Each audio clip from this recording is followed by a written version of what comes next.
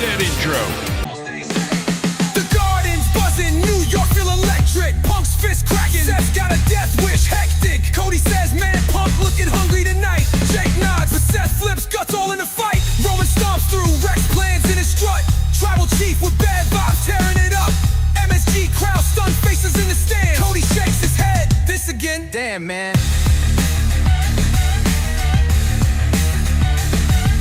Get it down, Raw's mouth, stunned faces in the stands. Cody shakes his head. This.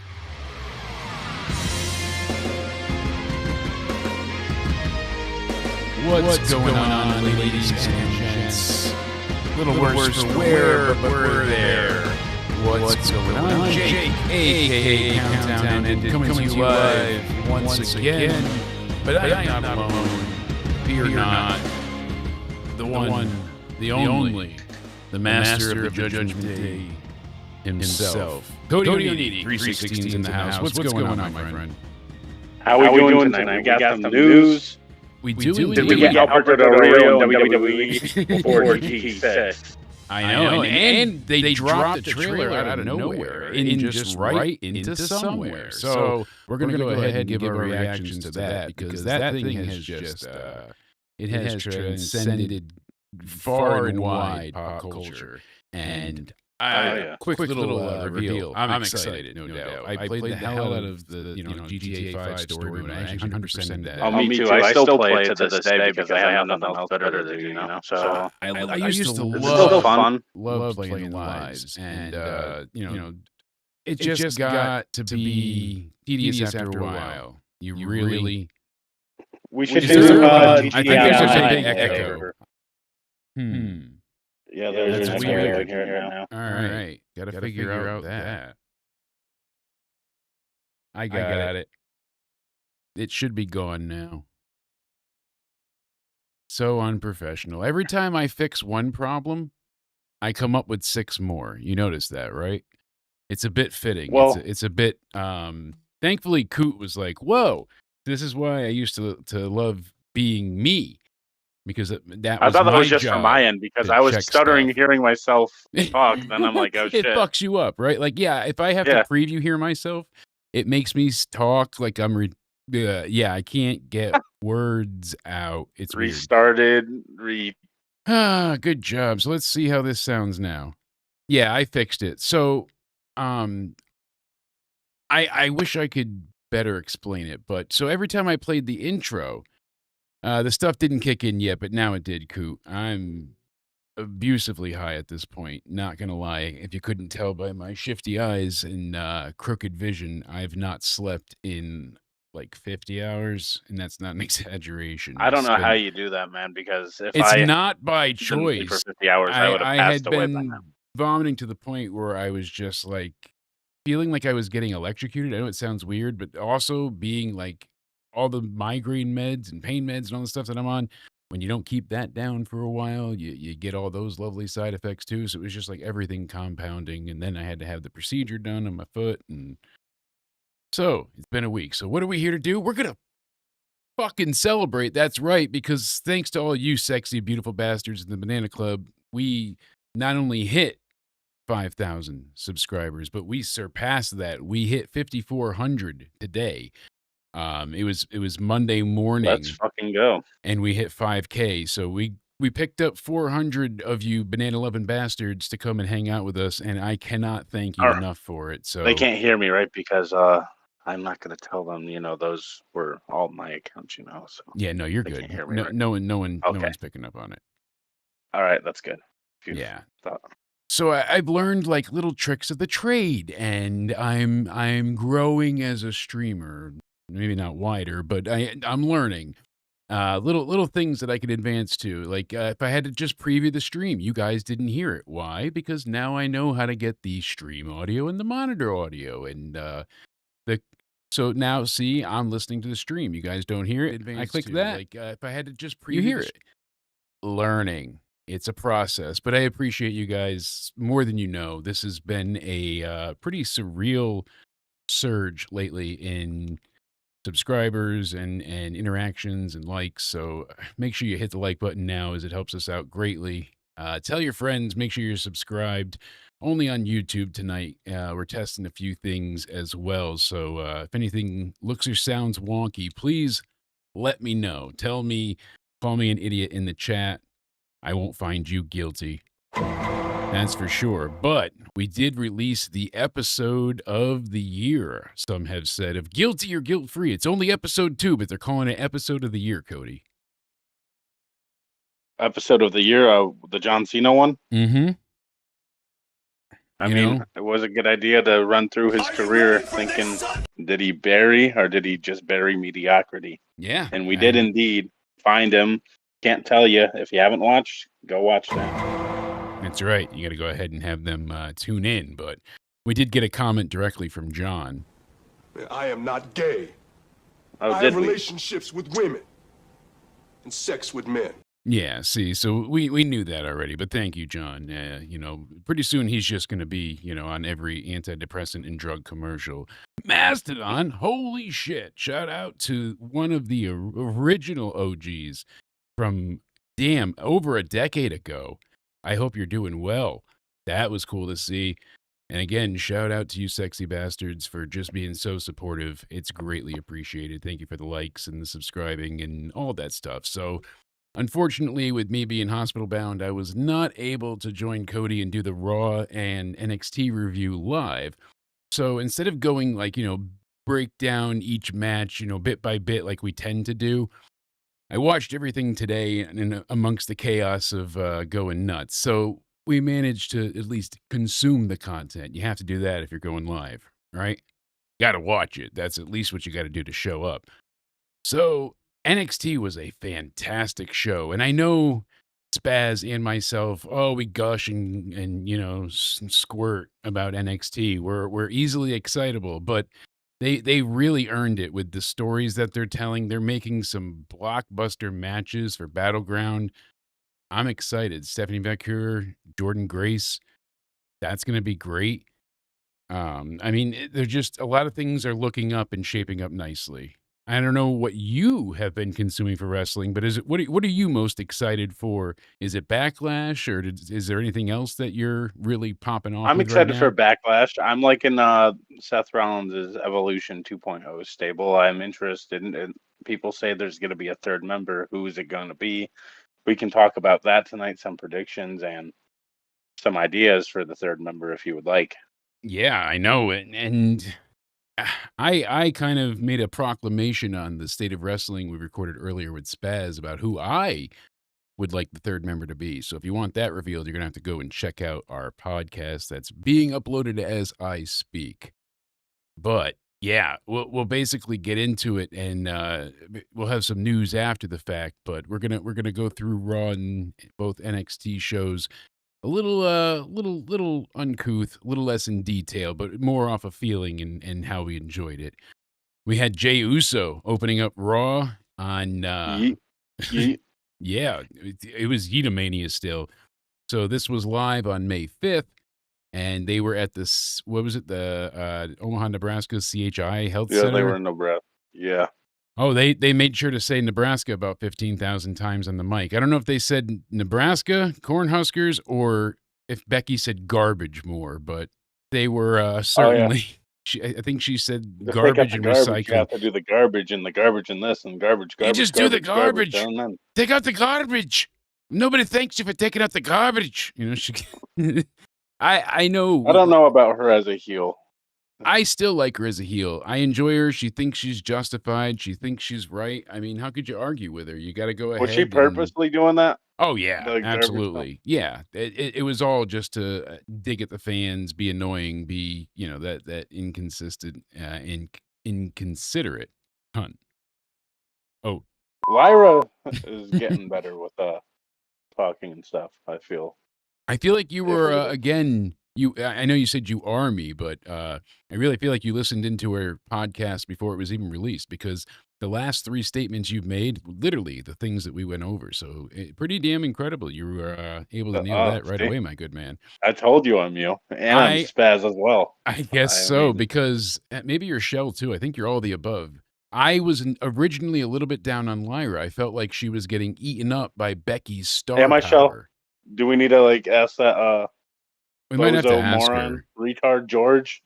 We could ask George. George, and we'll see what he has to I say. have But that. he Well, likes to get the law Shell's involved. awesome. Shell's awesome. Yeah, Absolutely, how she he is. is. So mean. Sending love to our other Canadian friends up north. And so we got to hear Shell's answer. Am I you? I think do we have to confirm that from George? I'm not sure. We could trace the IP. Don't you worry. Oh yeah, send a link and just to get the right, what they did. Yeah, Grabify, ladies and gents. So I was worried with Lyra. She went ahead and she came across to me with the first interaction with Becky a bit timid in a way. She didn't sound believable. But then she cut this passionate and impassioned promo in the back, and it was miles better than what she gave us in front of the live crowd. So was it nerves? Was it? And then this week she delivered. She sounded great. She looked confident. I'm excited.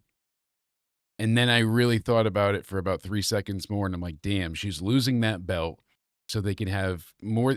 Unless Bayley comes in and costs Becky the match and they're going to feud without the title, I think time, that won't happen because I think they need to elevate the Women's Intercontinental Championship because it just feels so dead in the water.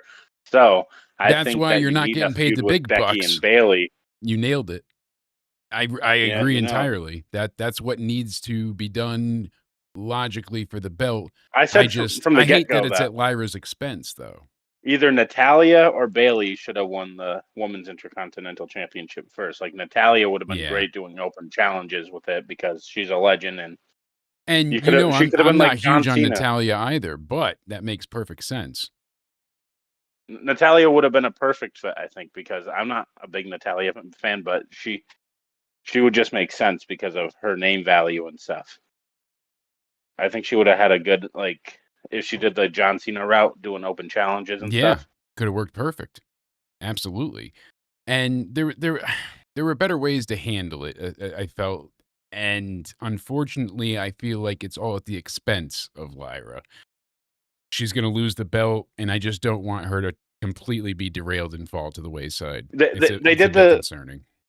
The opposite of what they should have done with Chelsea and Lyra winning the titles. They should have had bigger names like Bayley and Natalya when I disagree. Women's mid-card titles. I think they probably could have really made these belts mean something had they allowed them to flourish more. They've had a few defenses each, but like Chelsea Green's was mostly against Mia Yim, and then Zelina Vega beat her a few times in a row. I like the character she was doing. She was great. She should have held on to the belt longer. Maybe she'll get a second term, with the belt, but she should not have been, stripped of that thing that quick. Second term. Zelina Vega, even if she loses again, she could go through for a third term. You never know. 2028, it'd be great. Yeah. So Chelsea 2028, Did you see the video of Zelina bringing the title though to the 9/11 memorial? Oh, I did not. It was very moving. So it got me. So I'm happy she got the win for stuff like that because but they could have done. Oh, is that a little bit her later. Father's memorial? Yeah, well, he's part of the 9/11 memorial.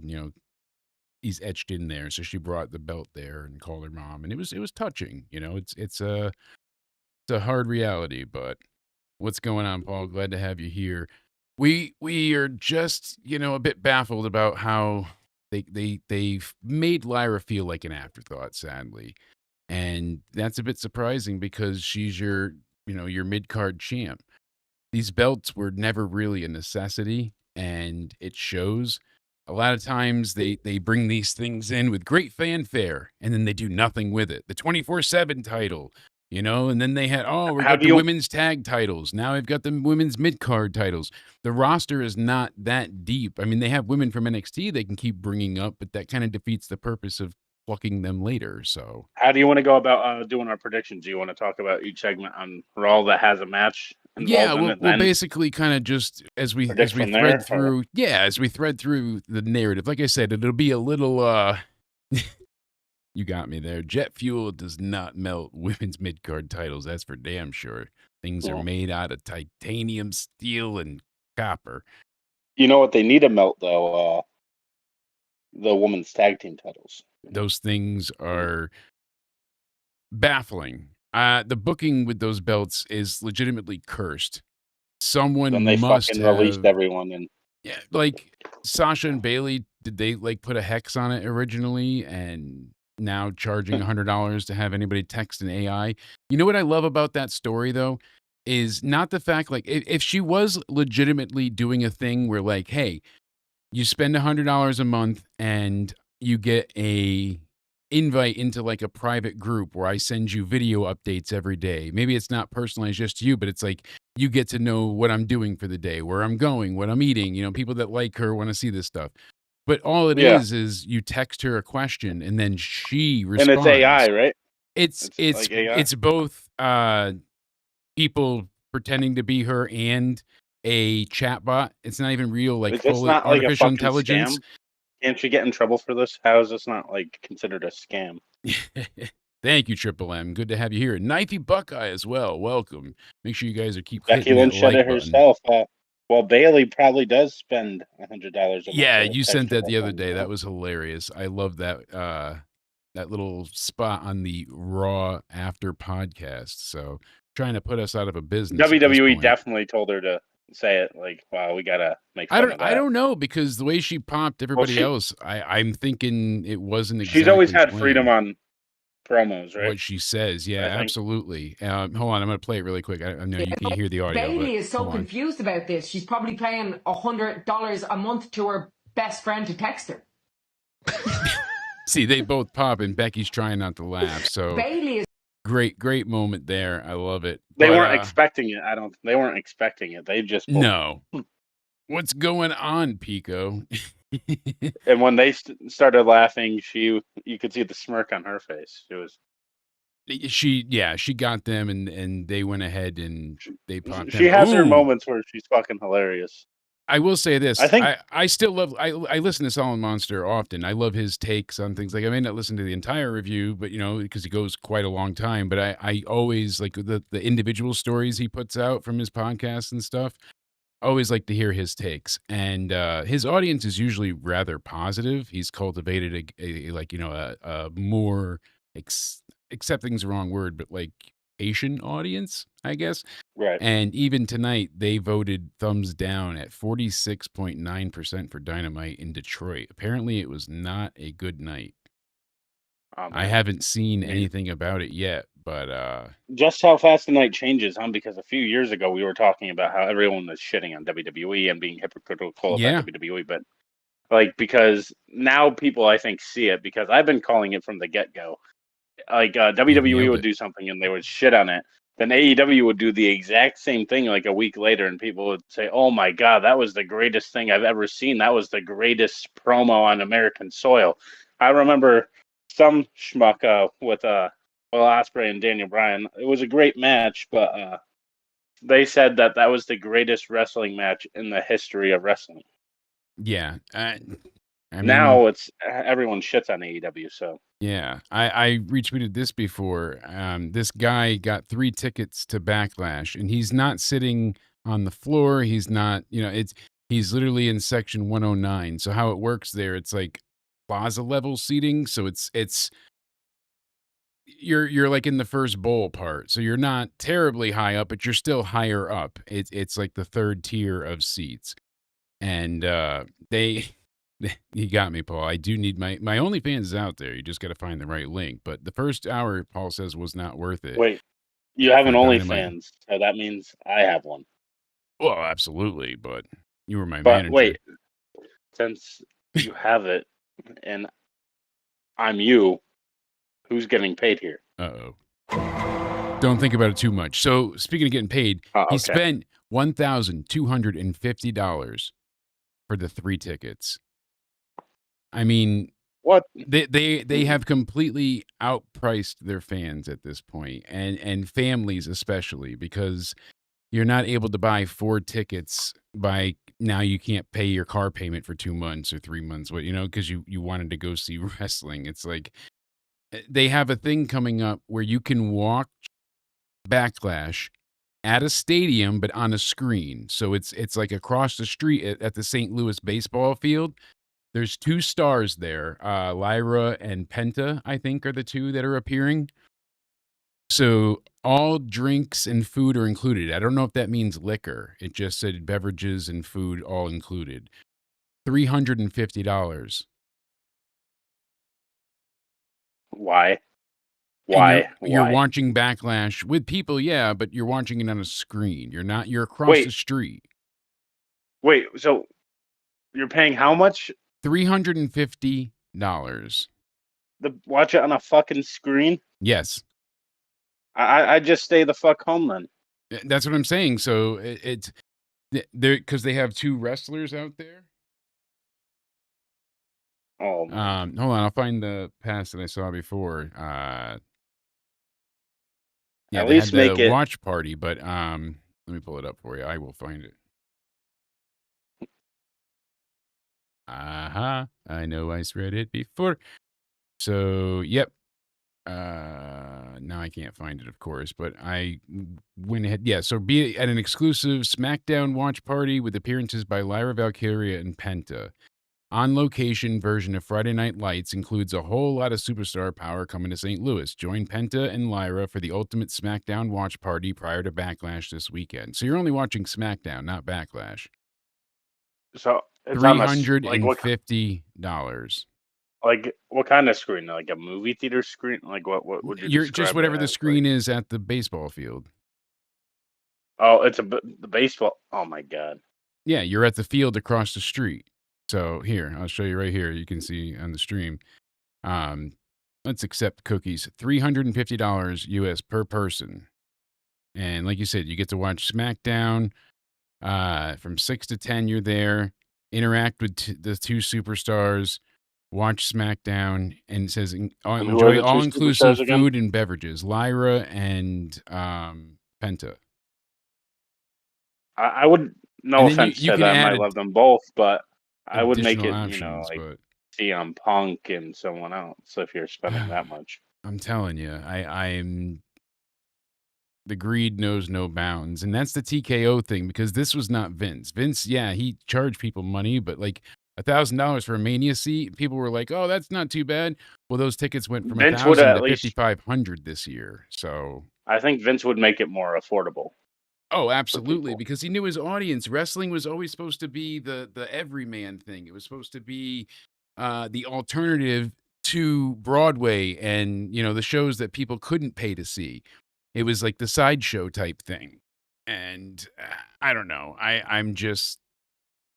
I'm upset. I'm disappointed. And it's really, people are watching SmackDown for $350. That's what I said. I'm going live for 45, right, Knifey? Pico's got it right too. Ryan needs $50. NXT did we covered it when they were at the 2300 arena. That was a great episode. The Dudley Boys did the table spot. It was fun. And they paid homage to ECW in a great way. So now AEW was like, cool, we're going to book the arena and do the exact same thing, except we have Taz and we have Rhino instead of the Dudleys. I don't know. I will probably cover, I know we're going to for Double or Nothing. I will review it, but I'm sure it'll be a good show the night of, but this has just been dragging. One of the things, while we're still all around the place tonight, Cody, last week, people were gloating all over Twitter saying how Collision got this great rating. They got 707,000 viewers and a .21 rating because they came right after that NBA playoff game. Well, this week, they averaged 341,000 viewers and a .06 rating in the demo. So I usually don't talk about ratings much anymore, but I wanted to bring this up because they were so apropos to instantly go ahead and say, hey, we beat NXT, we beat, and they were going nuts and gloating only because they had a massive, millions fans left over because of the overtime. It actually they bumped Dynamite later, or Collision, excuse me. So AEW boosted again, you said? You cut out there for me. No, basically they went down to 341,000 viewers. So not a good look for them. Nice. They lost almost close to 400,000 viewers. So not a good look. That's why I said they shouldn't have bragged about that shit. Yeah, that's what I'm What was saying. So they're They not should going have. to eat much They crow. shouldn't But have. They shouldn't have advertised that because I said last week that was just going to bite them in the ass. But showed Bob's and Vagine. Speaking of Bob's and Vagine, 90s WWE wrestler arrested for trying to buy child pornography. God, it makes it feel icky, right? Yeah, not fun at all. Who? Duke the Dumpster. Oh, my God. Former fan favorite WWE wrestler from the 1990s landed himself in legal trouble when he was indicted on attempted aggravated sexual exploitation of children. Michael Drosy, better known to fans as Duke the Dumpster Drosy, was indicted by a Warren County grand jury in May, according to a release from District Attorney's Office. They allege that he used a Coinbase account in an attempt to purchase child. So, on the dark web, he would release threads. Coinbase, however, recognized what the transactions was and declined the payment. Oops. The company then sent a tip to the FBI, and within days, the Bureau began investigating, which led to him being charged. At the time, he was employed with the DUI coordinator for the 31st Judicial Adult Recovery Court Program. So he's already in recovery treatment prior to this, so not great. But yeah, not a great moment for him for sure. That's unfortunate. He would make Grizzly proud though. Yeah, absolutely. I don't know how were you watching then? I mean, obviously you're younger, but have you gone back and watched any of the early 90s Raws and things like that? Or actually yeah, even oh yeah, before I've that with watched Superstars and because thank God for WWE Network and stuff like that. I did go back and watch a lot of old stuff like the Attitude Era and before. So yeah, old yeah, and stuff. Oh, you calling the Attitude Era old makes me feel ancient. My God. You young people. I know. Well, while we're just bumping through the news here, Joe Hendry is going to defend his TNA championship at Battleground. That is an incredible announcement. I'm really excited to see him and Trick in this feud and how it pays off with the match. Hendry is, like I said, one of my favorites for a long time because he is just that damn total package. He is that good. Yep. He can sing, he can dance, he can wrestle really well, he can cut great impassioned promos, he could be silly, he could be serious. I mean, last week he didn't come out, shucking and jiving the whole time. He was, being serious. I want you to come out here, I'm going to kick your ass. And then Dark State attacked him. And eventually when we talk about NXT and the stellar episode they had this week, I was yeah, now we'll get the Duke Dark side of the ring. Absolutely, Pico.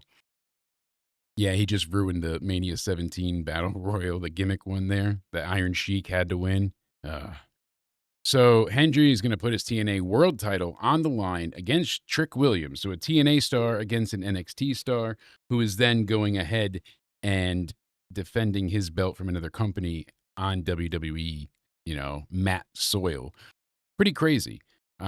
People are saying that this is only coming about as a make-do because Hendry got, squashed at Mania. And no, he got to do it in front of over 60,000 people. And the man got to, live out a dream. People should be happy for him. So it's just, obviously the online fan base that speaks as such is never going to be thrilled. But such is such. Apparently, Braun Strowman, his exit might be temporary. So they said, the quote here coming from Bill Apter is, I think that this time around, they never envisioned him as a full-time, long storyline player. I don't want to use the term filler, but just have a good hand to have around and get the excitement going and maybe put some guys over, which he did in spades. Think about it. Sucks Bronson Reed got fucking injured because he injured himself at Survivor Series. Remember in the War Games match, because Roman was not out of the way yet. Or was it Punk? One of the no, Roman, because Punk saved him. So Bronson Reed came down onto his foot, then jumped forward to do the splash. So it all went down onto his ankle. And yeah, that sucks. Not fun. No, no, I broke my ankle in 5 places, and I'll tell you, it's not a picnic. That was brutal. So you definitely wanna do that. Yeah, because they need to restructure Strowman's contract. He's very slow, his knees hurt. You know what he needs to So do? Is lose weight. Brian Alvarez said it, I've said it, so many people have said it. He needs to drop 50 pounds. He doesn't need all that muscle. He's still massive. His knees are killing him. He can barely walk. He needs them, I think he knows he's operated getting on. re-signed back because when he got released, he was just posting like he didn't care, like, oh well, because Yeah, I think he knew exactly. he's coming back. I think he did as well. It seemed like it anyways. I mean, They probably even told him this is just temporary. We'll get you a new contract restructured or whatever, and then yeah, exactly. They beat me up so bad in the hospital. I look like a freaking junkie with all the bruises from the IVs and shit. The lady blew this one sorry, out. I did that because I that's know, because me. you're a shitty Obviously. nurse, but uh so I think Braun will be back, but it's easy to let him go for a bit with the way his contract is so heavily inflated. He gets paid such a big amount. I mean, the man's living on a yacht in the water, so I don't think he gives two shits what we think, but a bit more of the updates. He's got money, obviously. Yeah. When are we getting the Wyatt 6? So apparently they've been teasing it. They did another glitch on Raw apparently that I missed, but They did. yes. I So guess I missed it too. and they're supposedly going to have on the build to Money in the Bank, I believe is when we're going to see them return supposedly. The issue is lately, like you have your usual normal channels. You got your Wrestling Incs, you got your, Wrestling Observer and Figure Four and all that. You know those Ye- guys are credible, is what I'm saying. Like you get something legitimate, unlike the credible tag team of Nicholas and Braun. Absolutely, Pico. That'd be a great reunion. Imagine if Nicholas now is just like, looks like Steiner's nephew, just that massive You know what is beast. always legit though? If you're reading news stories, yeah, Dave Meltzer. Hmm. And all the shit he Dave gets Meltzer wrong. is. He was calling the NXT talent that got let go lazy, and people lit him up for that. Gigi Dolan, Lazy. Priscilla Kelly's gonna have to put a tampon in his mouth. She'll bring back that damn gimmick. But yeah, he Oh said yeah. that Strowman was being paid too high, and he said Shayna Baszler. This is all Meltzer's quotes. He said he claimed that her cut was specifically because of her age. I mean, and then he said when it came to Dakota Kai, that she's injury prone and that TNA might have a spot for her if AEW doesn't. Wait, He's because of her age, I have a question though. yeah, Aren't both their world champions like in their 40s? exactly. I mean, you can't. It's bullshit. Yeah. How old is she So anyways? She's 44. They're acting like she's 90. I'm not saying yeah, she's older, but they still could have used her. That most times, and I say, all right, if you're great, it'll come out. Greatness, is shown, but i- if you have it in you, it will come out. No matter the bad gimmick or the bad, whatever you're given, there are ways to shine past it, and people have. And I don't know if it's just a lack of charisma in with her, or like because she comes across as a legit badass, and we know she's one tough girl. She was kicking ass for a long oh time, yeah. but they didn't. They portrayed it weirdly because at some moment she'd be like the fucking Terminator. Remember when she came in and cleaned house at the chamber that time and just murdering everybody, and then it was like, oh, she got beat in 10 seconds. Like so, it was this weird the dichotomy between she's unstoppable, inevitable, and you're gonna die to it's not that big of a deal anymore because Rhonda's gone. Really, just I don't know. It was always baffling, but then he said that Shotzi is a hard worker, but her contract she wasn't let go. It's just that her contract expired and they didn't re-sign her. So that's the same fucking thing, Meltzer. We didn't hire you again, therefore you're fired. He said when it He's a comes to Gigi Dolan, schmuck. he said that he was surprised by her release and noted that she seemed to plateau over time. He said it's one of those things where you got to look at it and go, is she going to make it on the main roster? And I think their decision just was she wasn't. Apparently, people were high on her in the back. I don't know. Danny Palmer's now done. She said that she's done with wrestling entirely. Yeah, Cody's 40. Most of the people are in their 40s, that up in the top card because you have to go. Roman, Steph, Yeah, how old they're all is 40. Becky Lynch? She's got to be up is there now. she's She's been around 38. for a while. 38, you know, and She's so reaching 40. and that's the thing, you know, people calling her Becky Hogan. Baz and I had a really good episode of State of Wrestling How today, old's Shayna? Shayna, 44. She's a. Oh, I didn't know she was. Yeah, 44, and she Uh, doesn't even seem like that. Yeah, Rollins is 38, no. Cena's 48, Cody's going to be 40, like you said. I mean, I was it's not a disappointed big about deal. Shayna Baszler because she had so much potential. She's such an amazing talent that they fumbled on big time. Talking about fumble rumbles, she was great. Yes. I don't know what the fuck happened. There's not a lot of times where people get released, and because everybody always says, oh, they let them down. They didn't have opportunities. They didn't have. She's one that, like, they had the easiest, like, prototype ever, and then they just didn't want to do it because, oh, we don't want to have you be the opposite of Ronda, and then she was gonna, I Because guess. apparently in Becky's book, someone said like she wanted Shayna to win, but Vince didn't want that because Yep. you know at that time Vince didn't want people beating Becky. He didn't want anybody beating Becky, and he didn't want, because they were going to turn Ronda heel later on too. They didn't want to bring Shayna During in that as a pandemic heel. era, it was Yeah. nobody can beat any of the four horsewomen. Not allowed. Yeah, especially Bailey. Sasha talks about how she was treated, but Vince did book her Yeah. decently. I was upset that they took the Wyatt Six off entirely just because Bo couldn't wrestle. Couldn't they just have him in the rocking chair, for the love of God, out there? I Yeah, figured like that would have been it. he could have done that, but I don't know why. Like I guess if he's hurt, you can't really have the rest, right? And, But no doubt. But- And before we get into the reviews, the last bit of news I have is a possible spoiler. So if you don't want to know that is returning, then you might want to go ahead and tune out. You know, for you want to do a seconds. quick. Where do you think Shayna Baszler goes, though? Where does she go? I think she's going to be circling through the independents. I think we're going to see her go, like, she did really well at Bloodsport. People like her and that type of thing. I think she's just going to go to spot to spot to spot and do it that way. I Make her potentially money. see her going to AEW.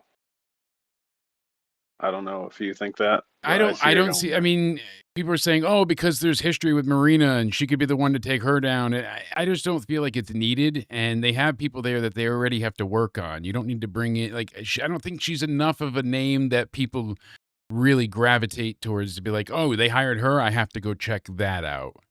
Out of all the releases, who's the most Dakota- likely to go there, though? Dakota Kai, I think, would be. That's exactly where I was headed. Go to with it. AEW? Yeah. I think Dakota Kai is going to get picked up because she's got a really strong support system online. It's not like Dakota a Kai, groundswell thing. She's great, but I get it too because her injury history. Well, here's the thing too. Like, people are upset about Cora Jade, but she's been injured multiple times, and then she left to get enhancements.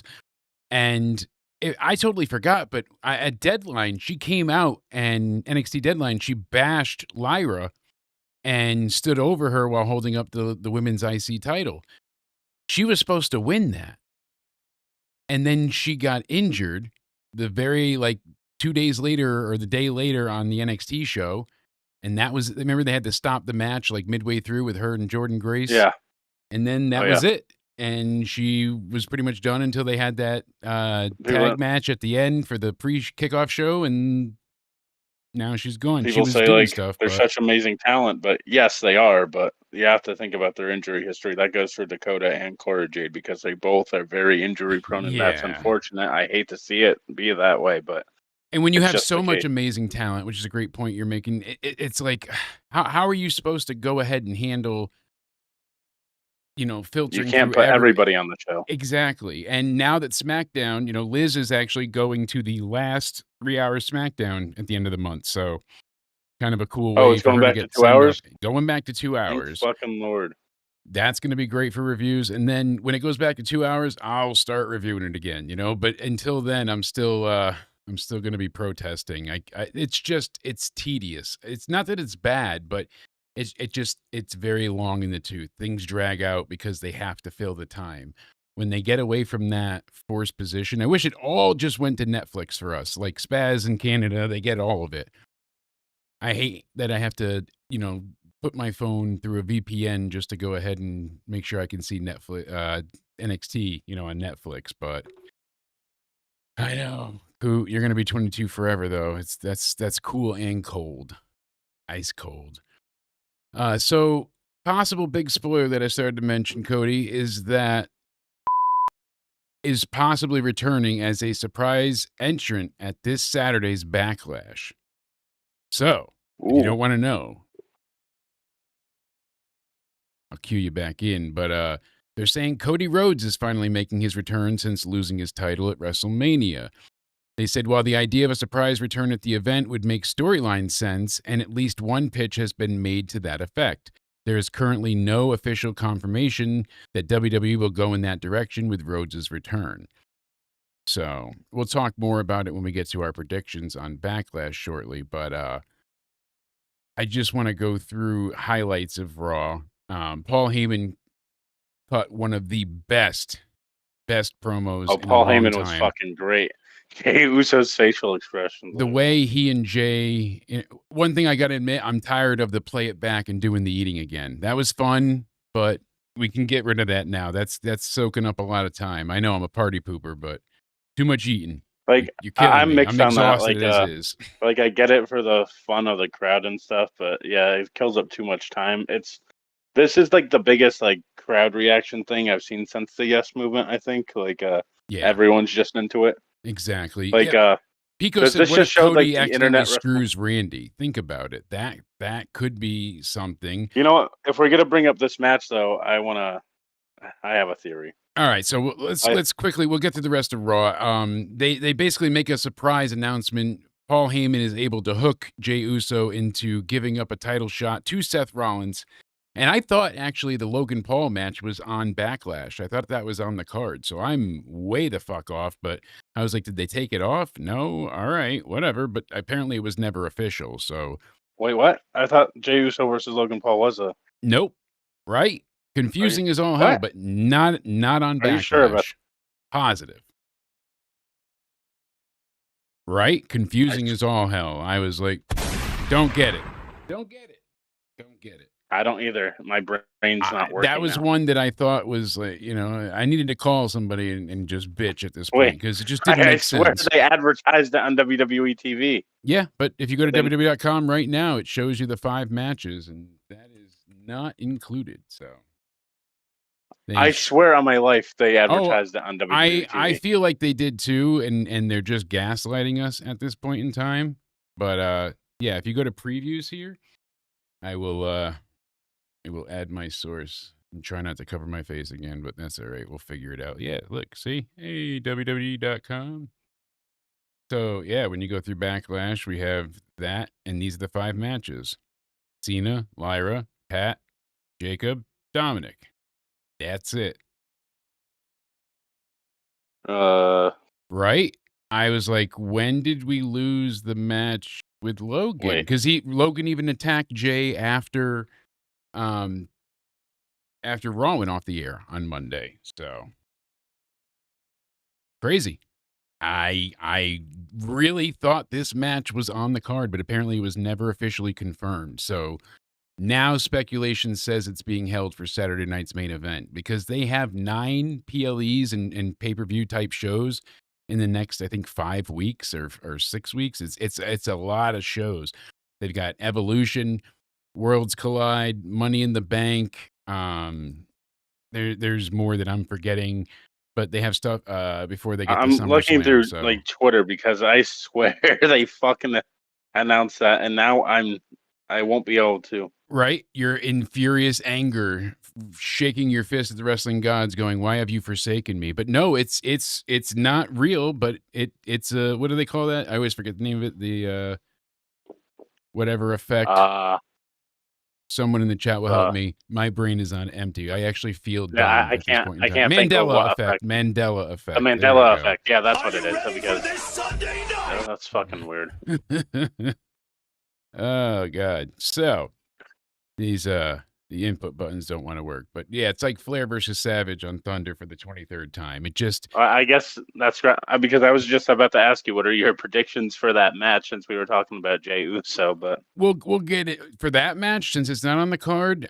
And it depends on where they have this match now. That's the issue. I could see not so much Logan winning, but Jay losing the defense after that. I think he's going to have a short title reign. Unfortunately, I think it's going to I go to think Seth. Seth's taking it. Yeah. Yes, you and simpatico, my friend. We don't And always line I up, think but after that it goes to Braun because eventually I don't know how long that group's gonna they last. just fired but I Braun. think. Oh yeah, No, I got you. Yeah, that guy. Mr. Braun Breaker. Yeah, we had Braun, Yeah. Braun, and Braun. So it was like gotta clear that up a little bit. At least they still have yeah. last names. Vince didn't get to keep that effect in hand. But yeah, Remember when Austin Theory just went to Theory? yes. Oh God, there's so many instances like that, and so I Like love some it worked for, like when Rusev was Alexander Rusev, shortening it to Rusev. I think that worked Cesaro better. worked. People were upset with that, but I like Cesaro. When they More than Antonio Cesaro, yeah. Yeah, I preferred that. When Big they E turned Langston. Yeah, Big E. When they went ahead and they turned Finn Balor into, I mean, that wasn't too bad, but you know, we basically they've done some stupid things, and one of the favorite things I heard recently was the Viking Raiders experience nonsense that Vince brought out. Apparently, Vince was watching that Viking show, and he was like religious about it. He was so into it, and Vikings were kind of cool during that time too. They were back, Game of Thrones, that kind of medieval stuff. Any event, the guys are out there going through a test run of their new entrance, and then they look up and they see the Viking experience, and they're like, no. So they went in the back and they told Vince, and Vince is like, well, I can't get it changed now. The packages are locked, and we have we couldn't get the copyright on this, or this. And they're like, well, what about the Viking Raiders? He's like, all right, well, we'll do that. We'll get it changed. They But changed for their tonight, names too, right? yeah, but he's like, for What tonight, did you're their the name- Viking experience. The Viking experience. God damn. They used to be what, Hanson and Rowe? Mm-hmm. I actually like You Eric nailed and it. Ivar Pills better. are good. Yeah, you nailed it. I on actually- that one. I'm so bad with names. That one, I don't mind that he changed to Eric and Ivar. I think that actually sounds better than Hanson and Rowe. The kicking experience. Watch the kick, Goldberg style. What name do you like more for them, Hanson and Rowe or Eric and Ivar? Eric and Ivar, just still So grounded, that but change was better. I agree. Yeah, we'll get back to Raw quick so we can head into Backlash. The opening, fantastic. Some of the best mic work from Paul Heyman again. And Jay really got to shine a bit at times. And the fans were like, they were not the typical heel face dynamic. Like they were cheering for Paul at times as he really made logical explanations as to why he was forced into doing what he had to do and how it fits into everything. So he is certainly using the Jedi mind tricks he inherited from Vince McMahon, and those are not the droids you're looking for. But now, after this, we get Penta and JD. This was a kick-ass match. I like that they're, as Spaz mentioned, calling JD the Iron Lung, JD McDonough. I want to see this guy shine. He's probably the one that I would have personally picked to be the one to join Seth and Braun. I think that he would benefit the most from it. I think that they could really get a gritty, mean heel out of him. And I think he could be menacing. And he's so agile, and his moveset, just like Austin Theory, the two of them have such a deep, and I know they hate saying moveset, but they pull shit out all the time. And it's like, you'll never see it again. Like the rolling blockbuster. And it's like, where the fuck did you think to do that? All right, whatever. But they managed to pull off some incredible shit. I really am enjoying the story. You got Gable getting involved here. The referee is basically blind, but Penta hits a destroyer to actually end the match with a Mexican destroyer. People are actually upset because they're not calling it Canadian, but whatever. People were upset about the interference. I thought it was good. He's still, he found a way to beat JD, even though everybody on the outside almost cost him. Sheamus was a good surprise. The interference did make sense there, I think. Yeah, absolutely. Because that sets up because he's supposed to be after all the luchadors, right? Yeah, exactly. And did you hear them? Really? Speaking about luchadors, yes. Did you hear the most famous, the greatest luchador El Grande Americano won the Speed Championship? I did not. He did. I knew he was going to challenge for it. That's Yeah, great. and So and now even he's a champion. I saw because Chad Gable congratulated him. Wow, that's awesome. I'm definitely going to have to check that match out now.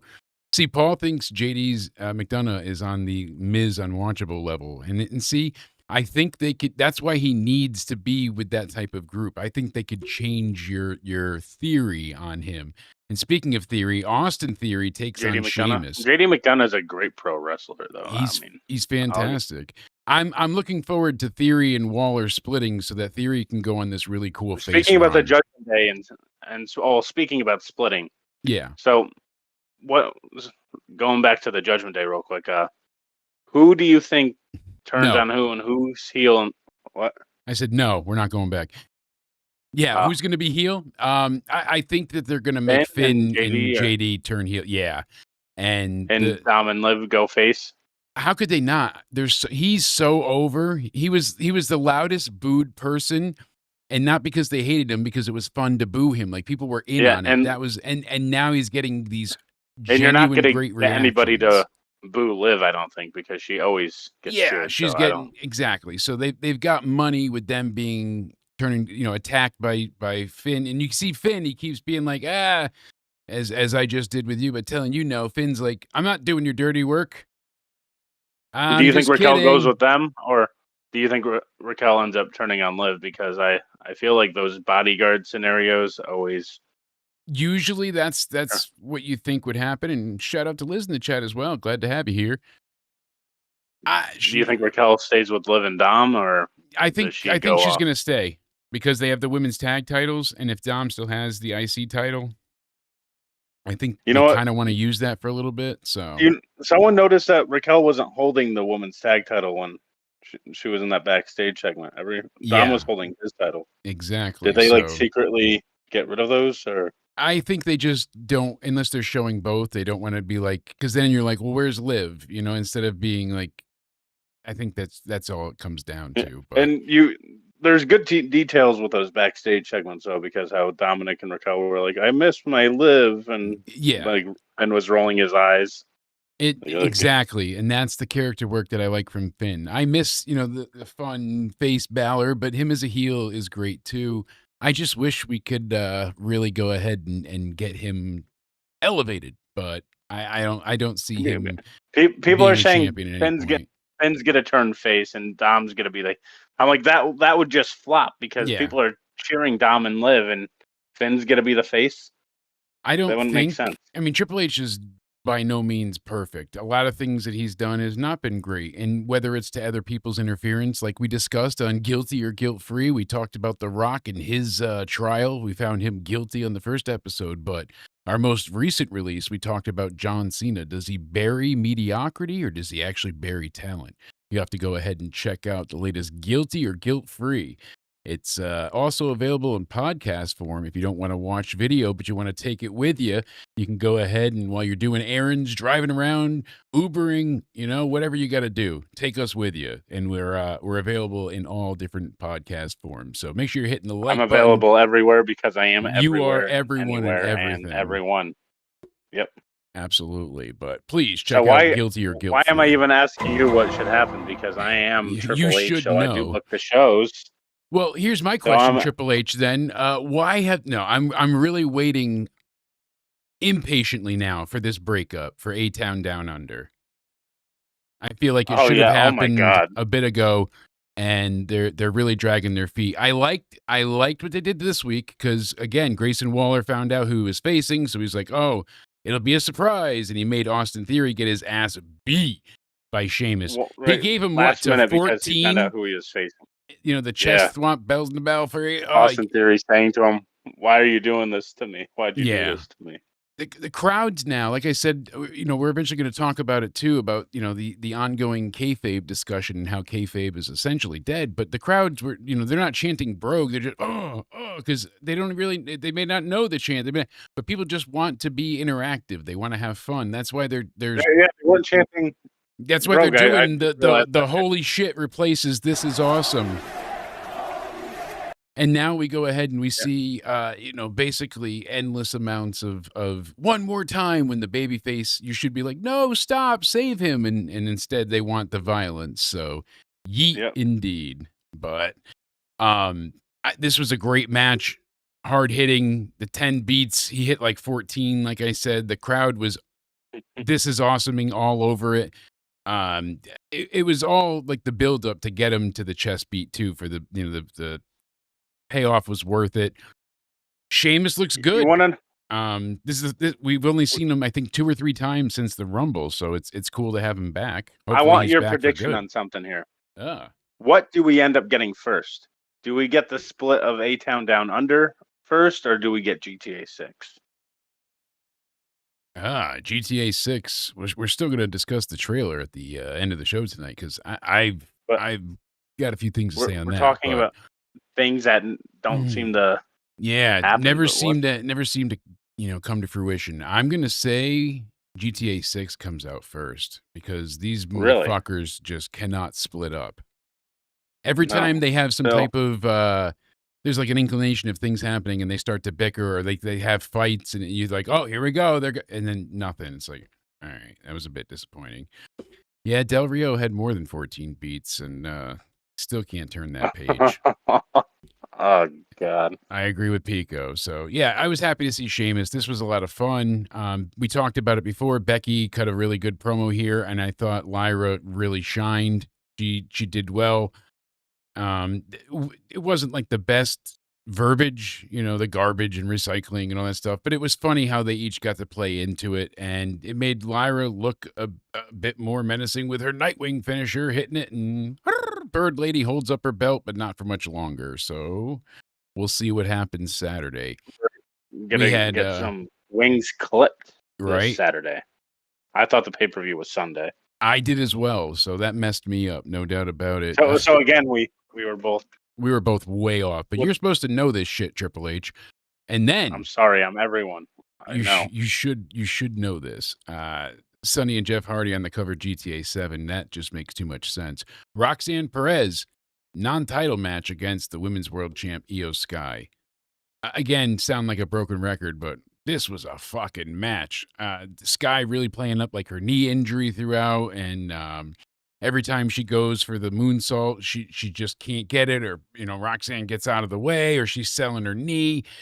It was just a really great visual, and eventually she gets the 3 count, but it's basically like there's more, because they got the attack afterwards, and Julia's beating her down, and Rhea Ripley's in Australia, so there's no one there to save Io Sky.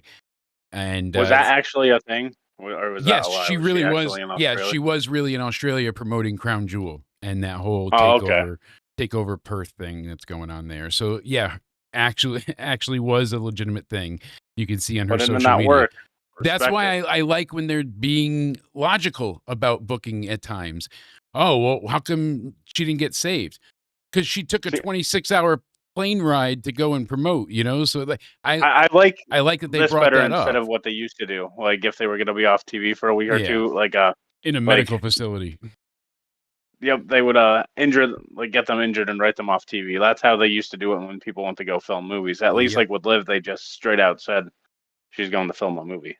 Yeah, no doubt about it. I like the honesty.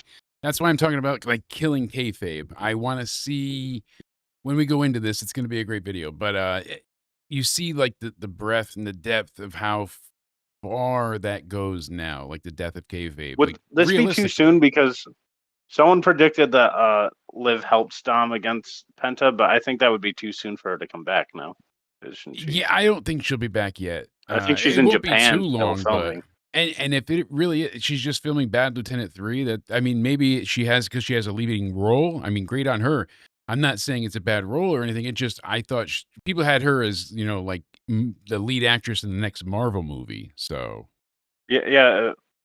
Because everyone said it was going to be jaw dropping. I mean, my jaw did drop because it's the third one of a Bad Lieutenant series. The one with Nick Cage was a terrible film. He acted so terrible in that one. I think he was just pissed drunk through all of it. Apparently, though, if she does good in this, it can make her Hollywood's next it girl, and I hope the best for her with that. I hope this does good. One of the tweets I saw too, that bitter tweet, but bittersweet.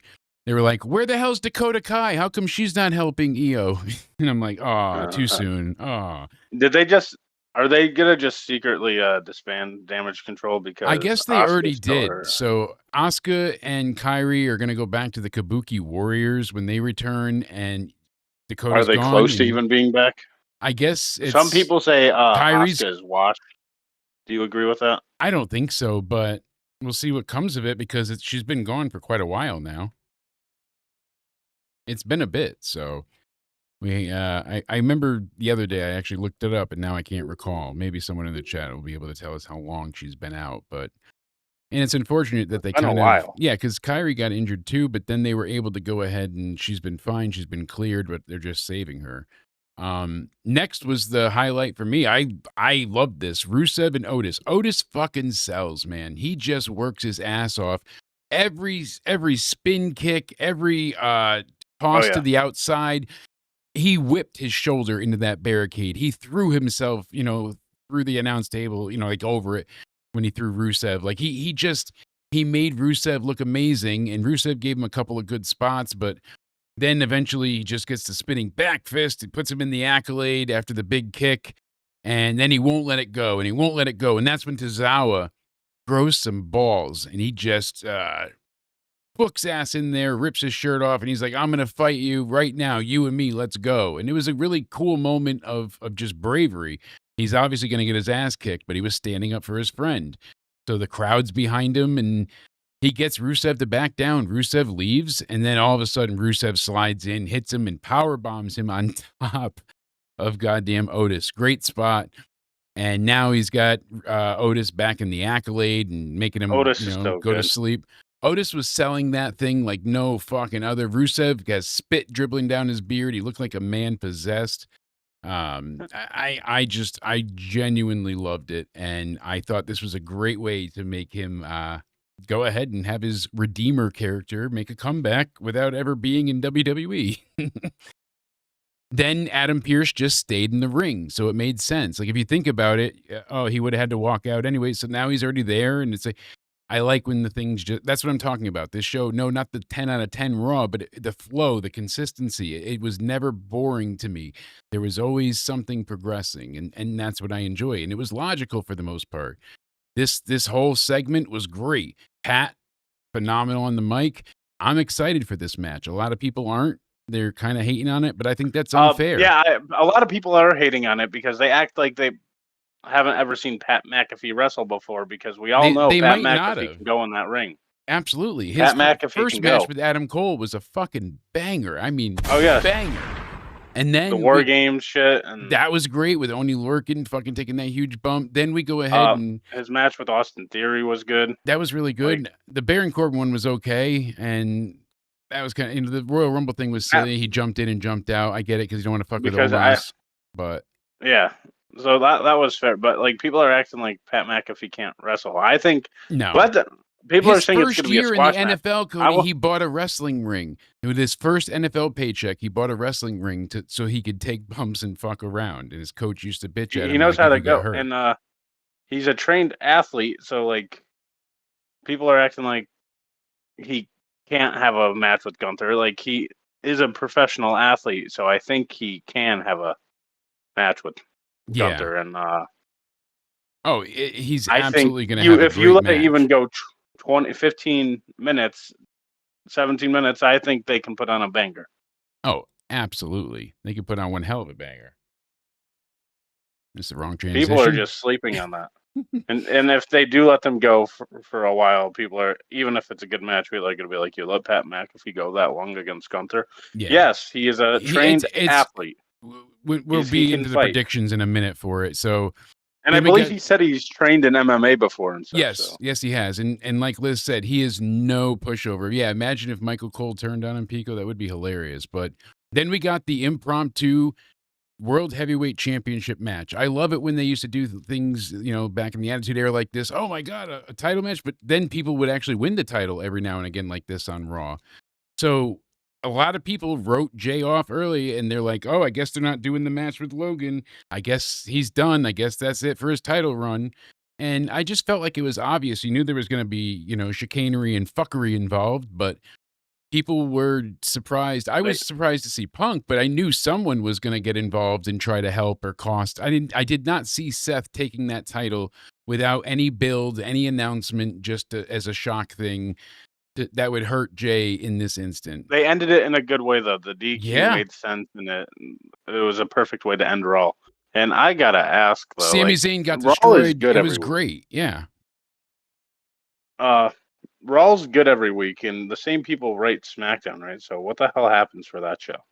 SmackDown has it should be, if you can write good wrestling, you can write good wrestling. Well, I think part of it is, yeah, Jay almost beat Seth. I mean, they really made sure Jay was no pushover, and neither is Pat. You're right, Liz.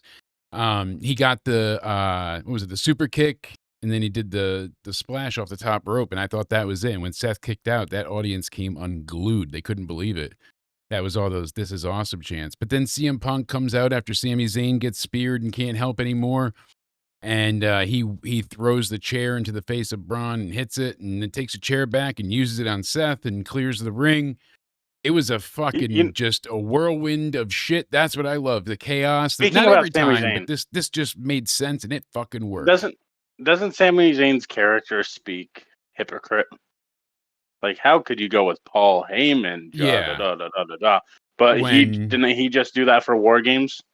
Exactly, like just a few months ago. So I get what they're trying to say. He's like, "Oh, everybody, I warned everybody about Paul. I told Paul would do, that kind of shit from Jay now." And it's like, well, you worked with him all this time, so that they got to be careful. But I get what they're trying to do. They're trying to show the distinction between Paul then Made no and Paul sense. now. I don't think it didn't make sense. It worked for me because they were really trying to put across the point that like that Paul was a different guy. Basically, he was doing things a different way, and that doesn't worried exist about anymore. Like, Sami Zayn was just on Team Bloodline though with Heyman as their man. That's the only thing I don't understand. Yeah, If no, he I get doesn't that. trust. But what are some group names we can call Seth's group? Like the tan line? Do you see how orange they all are?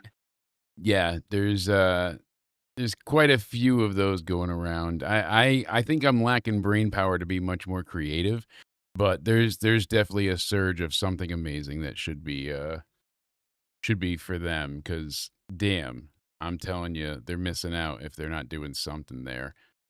Why is everyone orange though? It makes you wonder, right? So this is the card we got for the show. I'm excited. I'm genuinely happy to see what we're getting, and I think it's an actually a well-built card. People forget that, and again, I was talking about this with Spaz. It's you need B shows. You can't have WrestleMania every month, and that doesn't mean any of these people are B people. John Cena's like it for the talent. It's just the point that you can't always do in excess, and a lot of what we got last year. Yeah. I think these matches, like on Backlash, people are saying the show's too predictable. Sometimes predictable is good, as long as the show's entertaining. Exactly. A lot of what Triple H has done has been predictable. That's the joke that I have with the foregone conclusion. And we do have the foregone conclusion match of the night being John Cena and Randy Orton. That's something he needs to stop with, though, because like not everything needs to fucking happen at either WrestleMania or SummerSlam. Like yeah, you don't need like that much long-term SummerSlam booking. Was the night of turning on people, like Dominic betraying Rhea for Liv, Finn betraying Damian. Like we knew it was coming, but like, why does it always have to be at the big events? Like you can save that for they try to make smaller it bigger shows than sometimes. what it is. Because like if you do it on a Monday Night Raw, sometimes sporadically in the B-level pay-per-views, like people are going to want to tune into those more because you're given like the sense that anything can happen. Yeah, Cody's might be coming back at Backlash, Liz. We did mention that earlier. I am. I'm coming back at Backlash. You might be. I'm everywhere, Like there was so many amazing moments in 2024, but I think my top favorite moment is the reaction AJ Styles got at Backlash. Oh yes, yes. Yeah. I have rewatched That that was 20-second clip so many insane. times. Like the way that the camera's shaking because the crowd is that receptive. It's now that's why they brought in the audio meters after that and the boom level and it's I noticed just they do that that for Rhea reaction. Ripley's entrance now. Yeah, The because she volume gets meter, like, crazy reactions. it's That's insane. why It's she insane. fucking bumps. She's like arguably could be one of the loudest pops of the night out of both men Oh, and women. yeah, absolutely. And did you see this report that came out from a TKO executive saying the women are lucky to even be on the shows because they don't draw less money? Really? No, I didn't hear that. Apparently, some TKO executive said that. I don't know if that's true or not, but I saw a report going around saying they said that. But Sorry, I then fixed my Nick brace. Khan had to say, well, that's not true because Yeah, Rhea Ripley, Liv Morgan, Becky Lynch, Charlotte Flair, Bianca Belair, Yeah. Io Sky all draw less money. Exactly. I don't think that's true. I don't. I bet you it's just a bullshit story and people picked up on it. I mean, if it is true, then that guy's fired. So, Yeah. whoever it was, you just ended your job, sadly. But we're going to start from the bottom, my friend. Dominic Penta. I'll let you go first. Who do you think is going to win? How? Why? Backlash. Hit me, my friend. I think it's too soon for Dominic to lose the Intercontinental Championship yet because I still see the vision of Liv Morgan and Dominic Mysterio both being Intercontinental Champion together. So I think Dominic wins, but there is going to be shenanigans with the Judgment Day. I don't think it's going to be Liv Morgan like people are saying, but I do think Raquel Rodriguez could potentially help him because Liv Morgan posted on social media, Raquel, while I'm gone, you know what to do. Yeah. So she's going to take her place of helping Dominic. And see, so that's I why I should be paying you the big bucks because you actually did some research and thought this shit through. I had a bit of a different Dominic. I had a bit of a different take. So I was thinking because of how they had it this week where Chad came out and screwed with Penta and tried to stop him. Right. Now I'm thinking that El Grande Americano is going to come out and cost Penta the match. That could make sense too because Dominic has a history with both those amazing talent, you know? Yeah. Because Dominic gave him the card to learn the traditions of Lucha Libre and all that. So, I mean, so there's something, maybe even if they're not in cahoots by any means, there's still some type of like agreed. I think that's my guess. That's what I'm going to and it's wrong to accuse Chad Gable of being him because I know how that feels. That is not Chad Gable. Leave the man alone. He even congratulated El Grande Americano. Yeah, so how could it be him? Why would he congratulate himself? Be. But I like how you and I basically have the same idea, just with different, chess pieces. You got your queen, I've got my pussy. So that's what we're going with. I mean, yours does make more sense, but I don't know if either one could transpire. Raquel is a great thing though because I would have said no until you pointed out the tweet. So that got me. I'm going to stick with it. Because Raquel's posted something how she'll miss Liv, like she can't be without her best friend and stuff. And she's like, I'll miss you too, but you know what to do while I'm gone. Yeah, exactly. So we end up at the same place. Dominic retains, but we've got different routes there. Interesting. Next Either way can make sense though. So yeah, you're not wrong. Either way is fine by me. But I think no matter what he retains, at least we're on that. I actually prefer your way a little more because that actually does make a little more sense what you said though. I think it would just be better for Penta not to get not squashed, but taken down by Raquel because then you get the whole. I'm sure people would love that. But speaking of love, I'm excited for this one for a few different reasons. So we got Jacob Fatu, the new United States champion, won at Mania, took it from LA Knight. He's in a fatal 4-way with. Yeah, LA Knight, Damian Priest, and Drew McIntyre. So I think they can tear the house down with this is going to be great. This is probably going to be match of the night because what else could maybe deliver the kind of work rate? Dom and Penta isn't going to hit the. Dom and Penta are going to kill it, but it's not going to be. It's probably more of what we see usually. Lyra and Becky could pull out all the stops and give us something cool, but I'm thinking this match is gonna be the it match, and I'm Let them thinking go like 20 minutes or so. yeah, well, they're gonna have to. You got 3 hours out of this for 5 matches. You know, it starts at 7 Eastern, so we'll be out of there A little more before than 20 minutes even. Yeah. Because if Gunther and Pat's going to be a squash, let this go. I'm not so sure that's the case, Sir Cody. So for this one, I'm thinking Jacob Fatu retains. But I think Jacob Fatu also retains. here's why. And Spaz said the same thing that I was thinking. He just was able to articulate it better because he slept recently. So we went ahead and said that LA Knight, if he gets the title back, it's kind of a bounce around, you know.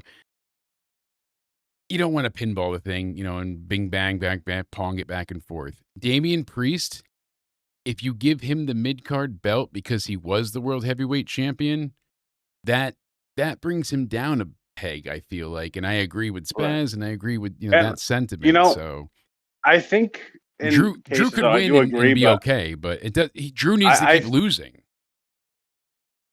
I just think like sometimes WWE has this issue we can't put the mid card title on a top person. Like I think sometimes the mid card titles need it. Yeah, Personally. no kidding. But I'm laughing at the I don't Splooge know. Day. I'm such a child sometimes. Splooge I'm sorry. Day? Yeah, or the Goo Day. Yeah. But that one oh my god. Right? Fucking Jesus Christ. I'm fucked. So this match is gonna be fucking awesome. Drew, I love Drew, and he needs to lose. Drew needs to lose. He needs to keep losing so that it just builds with his paranoid psychosis state of mind, and eventually when we do get him to snap, that's why. And there's more. It's all to progress story, right? Sorry, I'm still dying about the Goo. The Goo Day from Pico. The Boo Day. That's right. Jesus Christ. So you think Gunther and Pat is going to be a squash? Unfortunately, I would like them to go longer because I know Pat McAfee can go, and I think this builds up Goldberg though. I agree with you there. That's happening. That's definitely going to happen. Though. I don't think we get Goldberg this night. I think Pat is not going to whoop Gunther's ass. He's going to get a few moments of awesomeness where he does like some hope spots where like he'll do a big clothesline or you know what I mean, like oh he's making a comeback, but every time he starts to come back, Gunther's just going to beat him down again, and then you know it's just going to be continual like that. But Pat won't Gunther's quit. Wording though makes me think you're going to get like Goldberg at Backlash because he's like God himself will have to rip me off like because that means there's going to be something going down where he has him in the choke, and he won't let it go. The choke, yeah. And then Goldberg helps it Pat could happen. McAfee. The Poo Day.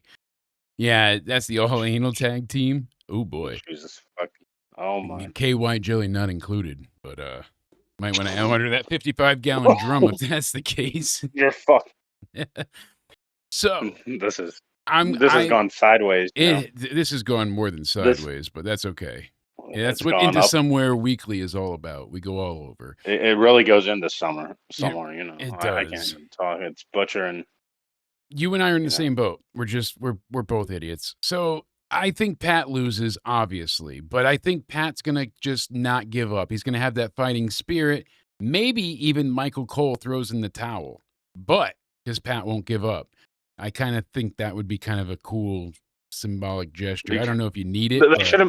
They should make this an now that you mentioned that, they should have really made this an I Quit match. Yeah. I mean I think this should have been an I Quit match now.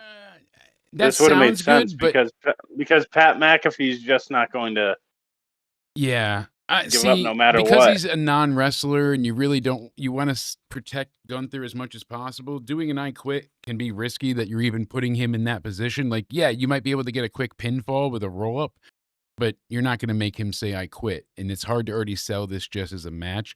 If they were doing a rematch later down the line, then I could see the stipulation being added. But for their first encounter, I wouldn't do a stipulation personally. But I like that you and I don't line up. So yeah, it's good to not agree sometimes, you know? Sometimes, you know? we might be I'm surprised gonna in the get next fired one. and fined afterwards, after off air, I'll fine you another 20 grand. Keep running your mouth, goddammit. We got That's Lyra, what. the women's IC title, taking on Becky Lynch, or is it Becky Hogan? I don't know, brother. I don't view her as Becky Hogan. We everything we talked about now, we went really in depth on the state of wrestling on Spaz's podcast No, because channel. So make sure you check Becky that out. But has actually good publicity backstage where she will yeah, actually help talent, like she's unlike a earned certain Flair. her stripes, all those bumps, all those bruises, all those fucking just total shit show. I I should have think put the pan on. I'm sweating. I'm sorry. It's dying over Becky is what Charlotte was supposed to be. here. Yeah, I think basically. because I think Becky became the biggest star out of them, because I think they care more about Becky than Charlotte now. If I'm being Absolutely. honest. No, you're not wrong, and that's a big deal, And it feels like it's all going to build towards Bailey, Becky, and they're going to feud over this title. So they're going to elevate the title, but that's the difference about Becky and Charlotte. People compare them saying, "No, they're two of the same. They both bury." But the difference is Becky will actually make the younger talent look good, Becky has but put Charlotte people over. cares about herself. Who cares? She only took Charlotte 2 wants- bumps at Mania. That's all she needed. People were crying because she came back. She's not wrong. I think she's, besides saying garbage way too many times, I did like the efficacy of her promo. Like it did its job, and it worked well, and it got the right reaction. I think Becky's And I complained winning. night two's review about the tag team title switch, but looking back at it now, I think it makes sense. Like there was no other way that they could get Becky to turn heel, because if they lost that night and she turned heel, it doesn't have the same effect as you lost me a title. Like I made sure we won this match, and now you're pulling this bullshit. Like I get the point. So yeah, I want us to match like Becky pin. Who'd she pin? Liv or Raquel? Who'd she pin? Yeah, one of them. But I forgot who she now. pinned already. Yeah. But then I won us the titles, and you just That's make me. us lose them like that. Yeah, exactly. That's Because, why she needed to snap. And then I see why they didn't give it to Gigi and Tatum, because Gigi is no more. But yeah, I thought it's unfortunate. On the NXT, I really thought that they were going to give it to them, though. I really, in the back of my mind, I thought that was going to happen. Had they not dropped the belts and just got them back that night before, maybe. I really thought there could have been a quick hot potato there, so they could have then Liv and Raquel won them back, so they can brag about being the 4-time, And then on NXT, they drop them. You know what? It's safe now. Raquel's not holding the title until Liv gets back, so this is the perfect chance to quietly just get rid of them. And I mean, maybe just say, hey, we cleared you to go for the movie, but we didn't say you could go and take weeks off to go shopping too. You have to defend the titles or we're stripping you, something like that quick. These belts should be defended, at least, if not on Raw or NXT, then on SmackDown. One of them. You asked me before, what's the issue with SmackDown? They have a smaller roster, and so they don't have as many people that they do as on Raw. Raw is a bigger roster, so they have more people to cycle through and things like that. And also, it's just different people. It's not the same people writing Raw. It's Road Dogg and others that are writing SmackDown, I guess. So, you know what they should do then with the women's tag team titles? What's that? They should really just have them defend them on TNA, Liv and Raquel then. That wouldn't be a bad idea either, but TNA... Then, a TNA tag team wins them, and then the titles are just... gone. So here's the thing. I guess TNA didn't want the women's tag titles defended because they have their own Knockouts tag titles. Unify them. I agree with what you're saying. Yeah, absolutely. But I'm saying initially, unless they're going to unify them, they didn't want them featured on their show, from what we heard. Oh, I get what. Yeah, so unless they come to them and say, we'll do this to unify it. I mean... Yeah, like WWE can just say, we really just don't want these titles anymore. Help us. Help us get rid of this shit, please. For the love of God, someone, anyone, save us.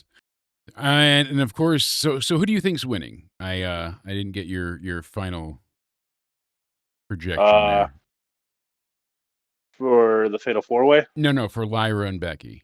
Oh, Lyra and Becky. I think Becky wins. Yeah, so we agree there. Because I think that title will be elevated so much by a Bailey and Becky feud. 2 main event stars for the mid-card title. That's going to help the title a lot. Absolutely. You're not wrong there, my friend. So, main event is a foregone conclusion. There is no way in fuck that John Cena is walking in there and losing the title. He has a whole story planned out for the rest of the year. He's going to Australia, advertised WWE champion John Cena comes to take over Australia for Crown Jewel. And so now you got to have, isn't Crown Jewel, even though it's out of Saudi, I wonder if they're going to get the big, diamond $200,000 belts again or whatever it was, some crazy cost. And, but, Cody got the ring, and who was it? Liv, right? Yeah, she won. So who do we have right now? It'd be Jay versus Cena. Jay versus Cena. And when is this Crown Jewel event? In October, I believe it is. September, October. You think Cena holds on to it like the whole year? Cena's holding on to it till the very end is basically the, again, foregone conclusion. But no, that's the reported plan. So it's everything they set up is for him to have specific defenses and appearances that you're going to see the clock tick down continually. And so I think it's going to end up being Cena versus Rollins. That was where I was going with it. I think Jay's going to lose the belt to Seth at some point, maybe Money in the Bank. Here's the issue. Then it's 2 heels going at it. But I think there's a way that they can get That's there. what happened with Liv and Nia, though, right? Yeah, that's what I'm saying. There's ways they can get through it. They're not opposed to doing that like they once were. So Gigi Allen would have been a good wrestler. It's funny because they were dating. Darby Allin and Gigi Dolan were dating for a while. Were they? So yeah. So when they got their names, and she took the Gigi and he took Allen, so they all their sick shit. But yeah, the women's hardcore title. Why not? They already got too many belts. Throw some more in. They could. I was really upset when they added the mid-card titles and people were like, "That's terrible." How could I wanted to be hopeful for it, but this is exactly what I thought. All right, Zelina Vega's got it. Let's see what she does with it. I debated this with like family members, friends. Like people are saying, why they should get all the titles the men have. I'm like, yeah, I get that. Like, you should treat women's wrestling as equal to the men, but like, I don't think you have as much women on your roster than you do men, because pro wrestling, whether you like to hear it or not, is a male-heavy sport, unfortunately, and the women always outperform the men at the pay-per-views. I think, like Elimination Chamber, Royal Rumble, I think they always have the better matches. I'll give them their kudos there, but like, roster-wise, like in length and depth, like I think it's just not meant for them to have the women's tag team titles, mid-card titles. Maybe you can make an argument about the women's mid-card titles if you get rid of the tag team titles. I will keep saying that. Yeah, so they need to get rid of those. In the main event, my buddy Patrick said this to me the moment that John turned heel. He's like, "Oh, I hope we get face Randy versus heel Cena, and they do the DQ ending again, where Randy slapped the ref and caused a disqualification." And I think that's possibly what we'll get on Sunday. So either I think that will happen.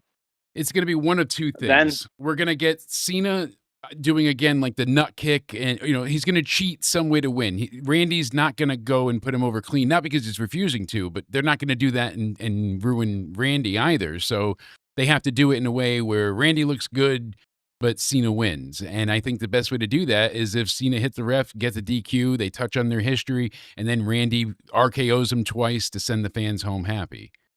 I think that could happen, but how much they charge nowadays, I don't think they can just let that be the ending, but it makes sense. Look what they gave us at Mania. That was basically what we got. They went ahead and that was it. Think about it, really. I mean, Cena came out, Travis Scott came out, and then there's a reason why they've been having this interactions, R-Truth interacting with Randy and Cena. Like, I think R-Truth gets involved. Yeah. He could. I do think R-Truth gets involved in this main event to help Cena, because he's so brainwashed into thinking Cena's still this superhero, because he keeps saying, you don't know for sure Cena did that. Yeah. Like, that's still my childhood hero, and he's the last real champion. So I think John Cena is going to eventually use that, like, and manipulate him, because, all right, now this is just my free ticket to keep winning. But just use R-Truth. Yeah, exactly. You know, Uh, that's it not the sounds worst stupid, but idea, but it sounds stupid, but like I think our it's not truth could stupid. potentially. Honestly, it's not stupid by any means. It's just, I think it's just too far removed. Like there's too many steps to get there, There's at least a to do it right there's a now. reason why our truth keeps getting involved in this stuff, though.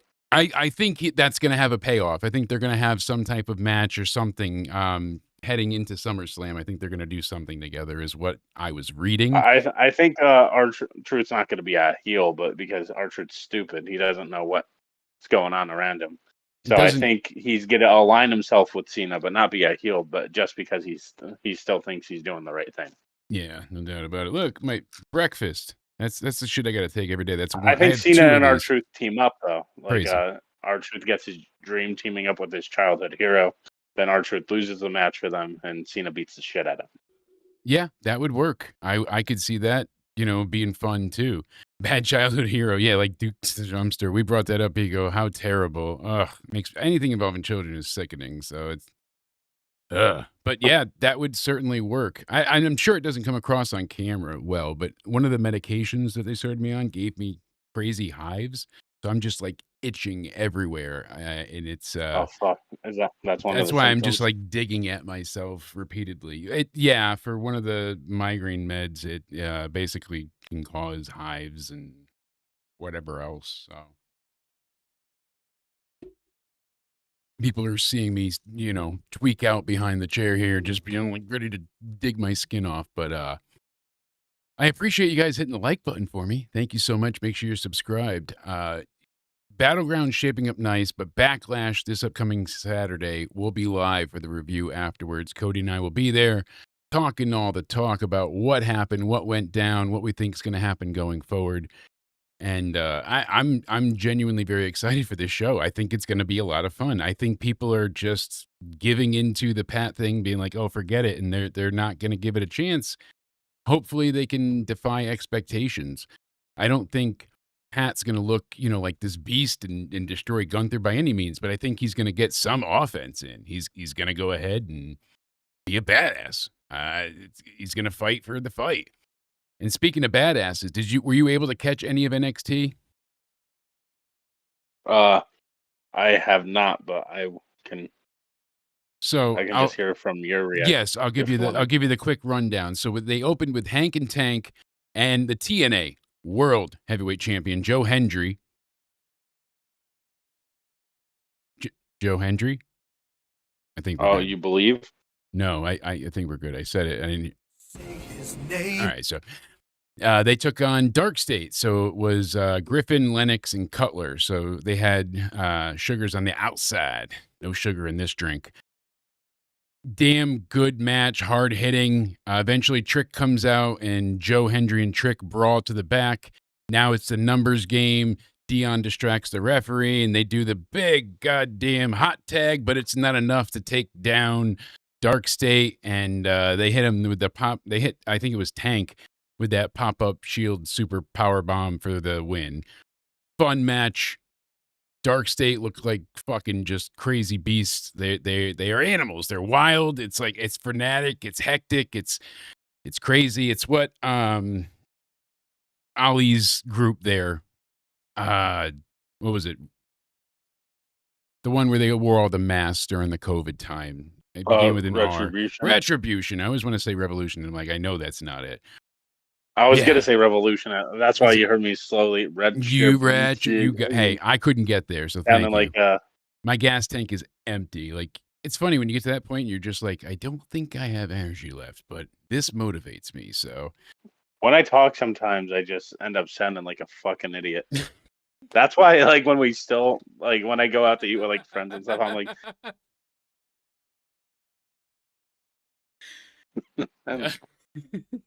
yeah, you just caught me. It was just the way you said it was so deadpan. And I'm a fucking idiot, I feel you, yeah. bud. I couldn't mean, like, I couldn't get to the sentence I was trying to with Spaz before. And then he went and basically said everything that I was trying to say, and I'm like, yeah, that's what I was trying. He was like, oh, Yeah. now I get it. I'm like, Words That's are why, like, when I go hard. out to eat with friends, like, if they're ordering the same thing, I'm like, just say we're both getting that because Mhm. I don't want to describe it. Then I was like, you know, Yeah, like, don't need to be skipping around on those wait staff. So the first match was a shit ton of fun. We got Zarya and Kalani Jordan. Sol Ruka, you can see in one of the pictures behind me, she had her asshole out again. Damn girl. oh, Really, really good match. They made Zarya look incredible all the way throughout. But Kalani was able to get, again, the hope spots, a little bit of belief. I mean, she's just getting torn down and thrown over into the outside. She gets a huge German suplex done to her. And then what? She's able to go ahead and she gets a quick kick and a nasty tornado DDT for a near fall. So right there, Kalani almost beat her. And Zarya ends up getting out of the way for a big high spot. I think it was a 450. And she ends up hitting her with a spear, but she kicks out. And I thought that was going to be it. So they end up doing the F5 at the end. But the highlight of this match, you've got Kalani on the outside. And she takes Zarya, dumps her out. And she goes ahead and she misses the moonsault. Like she just gets her, Kalani does. As she lands, she basically gets distracted by Sol Ruka, so she's looking to her left, and when she finally looks forward, she got speared through the fucking barricade, Roman Reigns style. It was badass. oh yeah. So I really need to switch my fucking DoorDash day You because I do. swear to fucking God, NXT is where I it's want to at. watch NXT. And hot take, when I do go back and watch NXT, I think NXT, people say I'm stupid sometimes for saying this, but I think NXT is the best WWE show of the week. Usually it's the one. For a while there, it wasn't great, like the 2.0 era, and I just had to tune out for a bit. Like I said, I wasn't crazy about Metaphor. I like Jakara Jackson and Lash Legend. I'm not a Noam Dar guy, and Orso Mensa, Oro Mensa, whatever. Again, you just got to let go, and I'm sure there's a reason there somewhere. I didn't see it with him, unfortunately. At least not in the way they presented them. And there was a lot of that and a lot of shtick, schism. NXT fell hard for a while. They did it to themselves because they tried to move too quick. They were a small produced 1-hour show, and then they went into the live format, but most of it was already taped at the Performance Center. And now that AEW came out and they had to go head to head, now they're not only live, but they're live for 2 hours. And these are people that are supposed to be developmental and learning. So when they were taping things, it was okay because they could fix botches and correct mistakes and teach things. But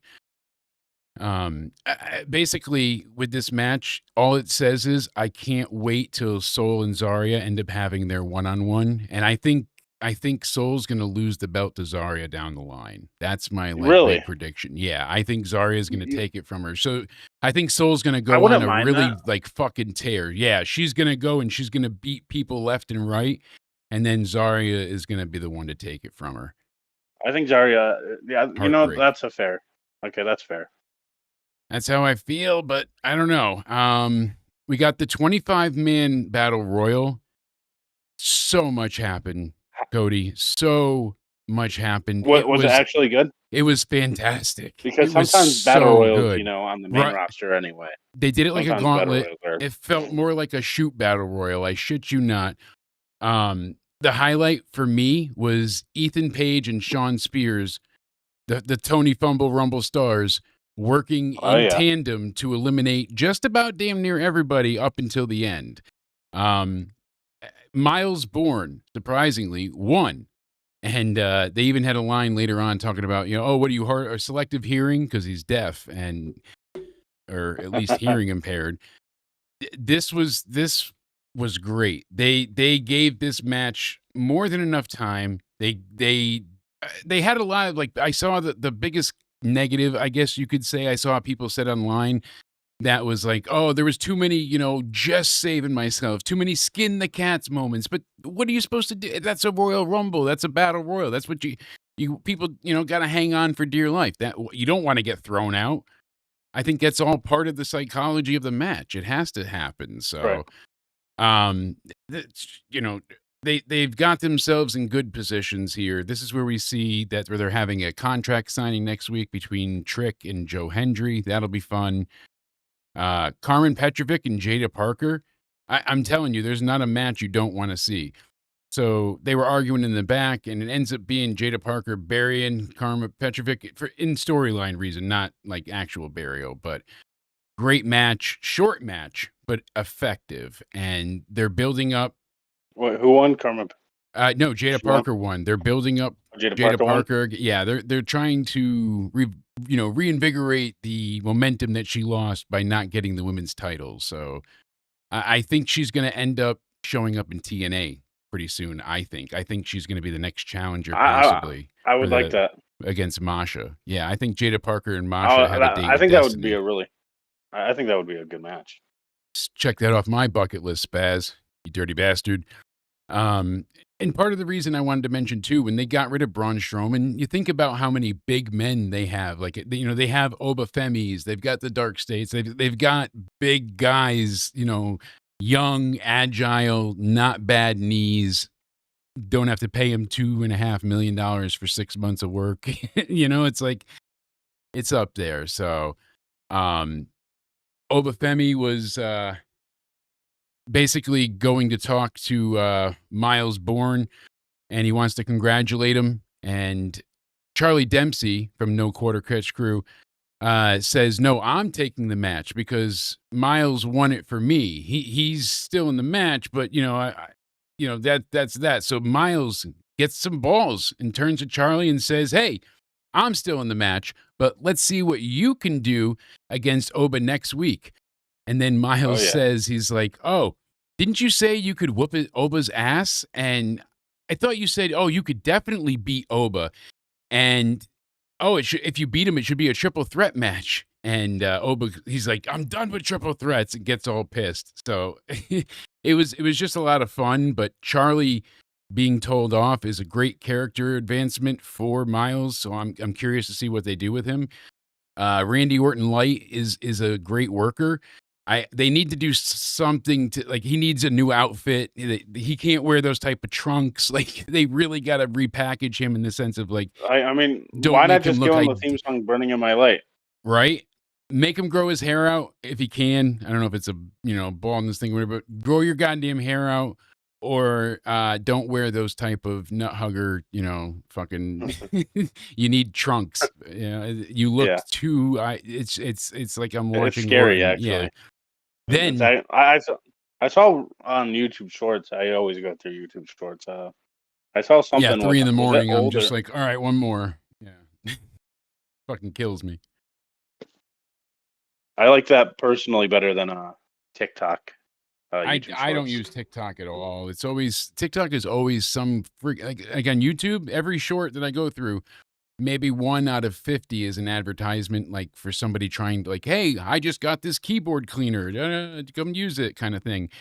Everything I'm giving else. Up on TikTok. It's fucking boring. YouTube Shorts, if you want to watch that kind of content, because TikTok's YouTube Shorts, I think, is the best out of all of them. Because YouTube Shorts is also re-uploaded, like the best from Instagram, the best from TikTok. People make compilations on Shorts now too, and I've had a few Shorts do a little well, so it's cool to see. What's Instagram? I know Instagram does Instagram Reels. Reels, or whatever, yeah. right? So I believe it is Reels.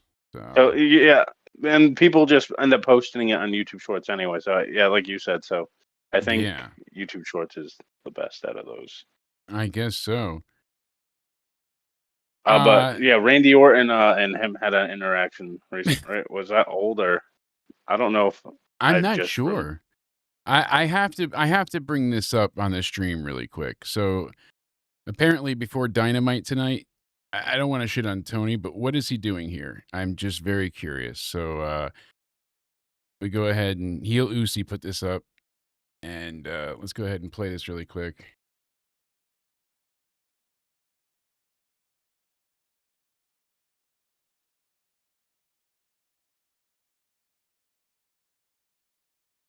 Look at the karate he's doing in the start of it. He's like the Hogan.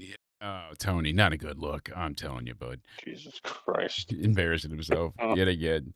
Sorry, I saw that, and it just was like an eyesore of a spaz attack, like God. Hmm. So NXT finished off, my friend, with another fucking banger. Yeah. So good. You know, if anyone went to that show, they didn't know what they were seeing. They could have just said they went to a wrestling show, and And so never in their 30 years, did they see a man wild out on nose and their candy? life was in danger. Right?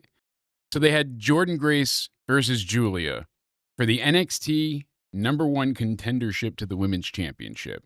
So whoever wins faces Stephanie Betancourt La Primera at Battleground in a couple weeks. This was great. I feel bad like not having better detailed notes like I usually do. There was a really crazy STO from Julia early on, and she did it like standing shotgun drop kick for a great near fall. I mean, she dropped her. That had to have like bruised a rib the way she hit it. These girls hit each other hard. Eventually, Julia got her towards the end with like this modified drill claw, and that was another fucking great near fall. You got a loud women's wrestling chant going on. And that's why I'm pretty sure, like we mentioned earlier, Roxanne and Io had a good match. Julia, had the attack afterwards. Rhea's away; she can't help. I think everything's building for Evolution, obviously, and then they're also doing more with this here. So we go ahead and we see Julia get hit, with a tombstone fallaway slam, and eventually she got the Grace driver for the victory, and that was really cool. It was just frantic, hard hitting. They started with, like I said, just a frantic pace, and it didn't let off. Like they started with just these stiff forearms, and I'm not into the strong style always, but damn, yeah, you have some lube jorts. Yeah, Liz has got some YouTube shorts too, but I got lube jorts. You know what's up. Whoa! I suggest you go back and just watch NXT. Usually, I'd say watch this match, watch that match.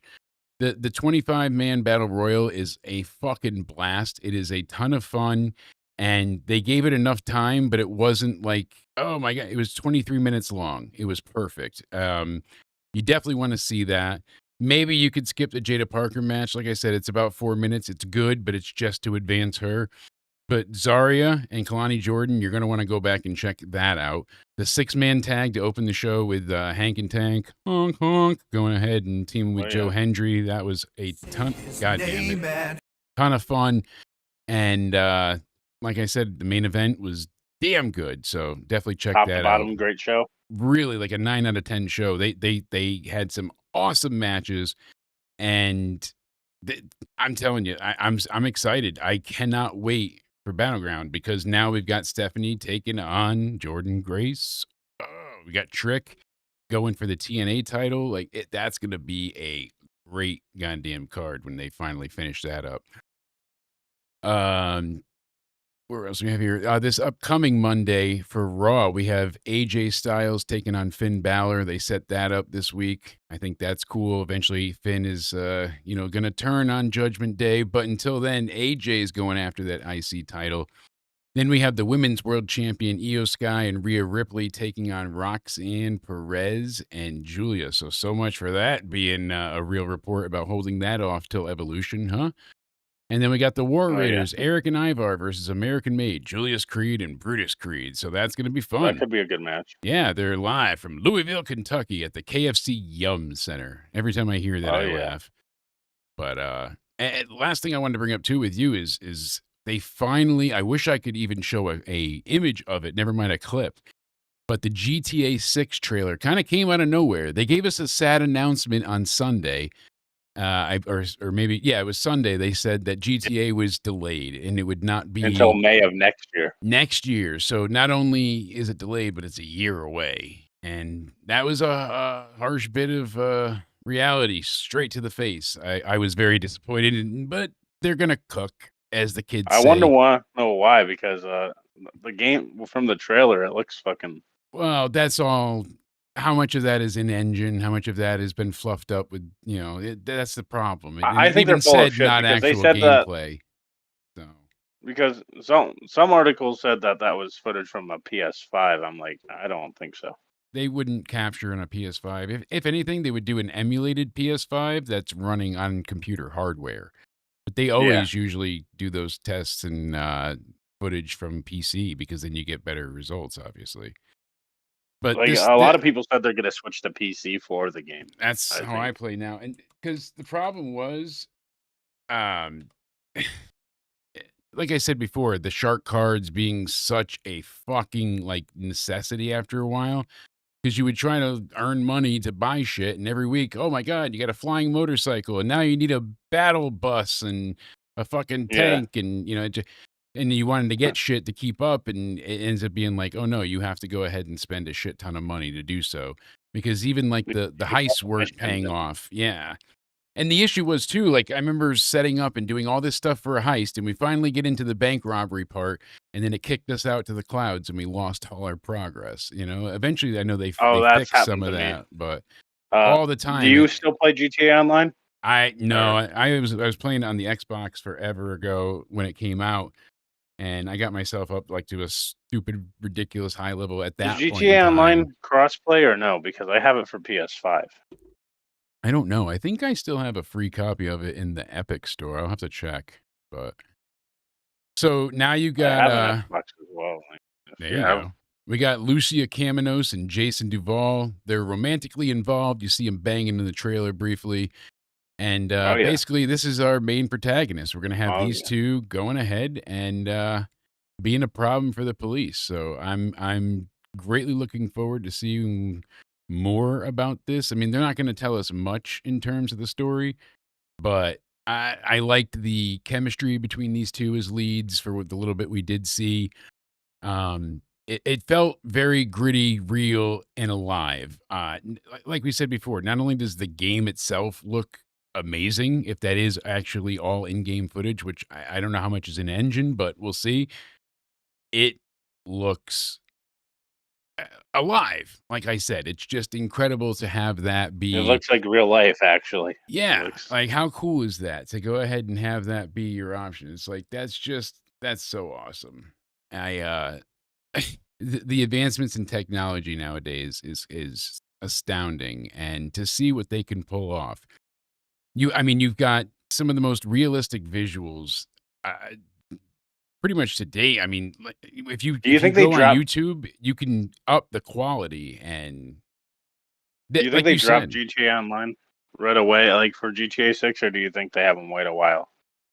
I don't think they're gonna drop it. I just don't think they're gonna support it anymore. Like, they're not gonna come out with new stuff, and all the focus will be on the new game. I don't think they'll shut down the servers for the old game because there's so many people that play still. But I know they're not. Well, at least the last I read, they're not coming out on the older People generation want consoles. your They're only coming people's out in like the. characters to be transferred over to like GTA Online for No, GTA 6, I which guess it's supposed to be a fresh thing, right? yeah, because like it's in a different city because Yeah. it's supposed to be Vice City, I believe. That's like a Florida-based town, right? Well, Or whatever. there's a few locations. You got Vice City, you got the Keys, you got the Swamp-filled Grass Rivers, you got Port Gellhorn, you got the heart of what is it, Leondian or Leonidin? I can't read today. Industry, Ambrosia, and the idyllic Mount Calaga National Park, among many more. So no one's seen the game's map, but apparently it's like much. There's our asshole. See, I told you. There's a Oh, ton of just advancements in this game that they're saying it's going to stretch across the entire state of Leonida. So I'm oh. dying to see So what it's they pull supposed to be out. a really big map.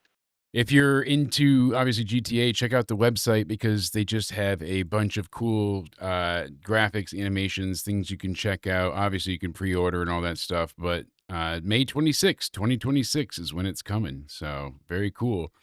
It says Jason and Lucia have always known the deck is stacked against them, but when an easy score goes wrong, they find themselves on the darkest side of the sunniest place in America, in the middle of a criminal conspiracy stretching across the state of Leonida, forced to rely on each other more than ever if they want to make it out alive.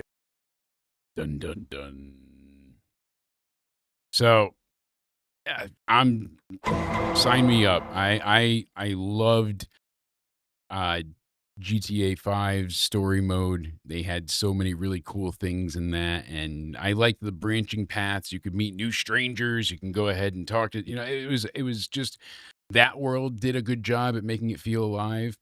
And I wish as time went on, they if they could have updated some of the loading issues, because even on PC, it's not that it can't load fast enough, it's that connecting to the servers takes longer.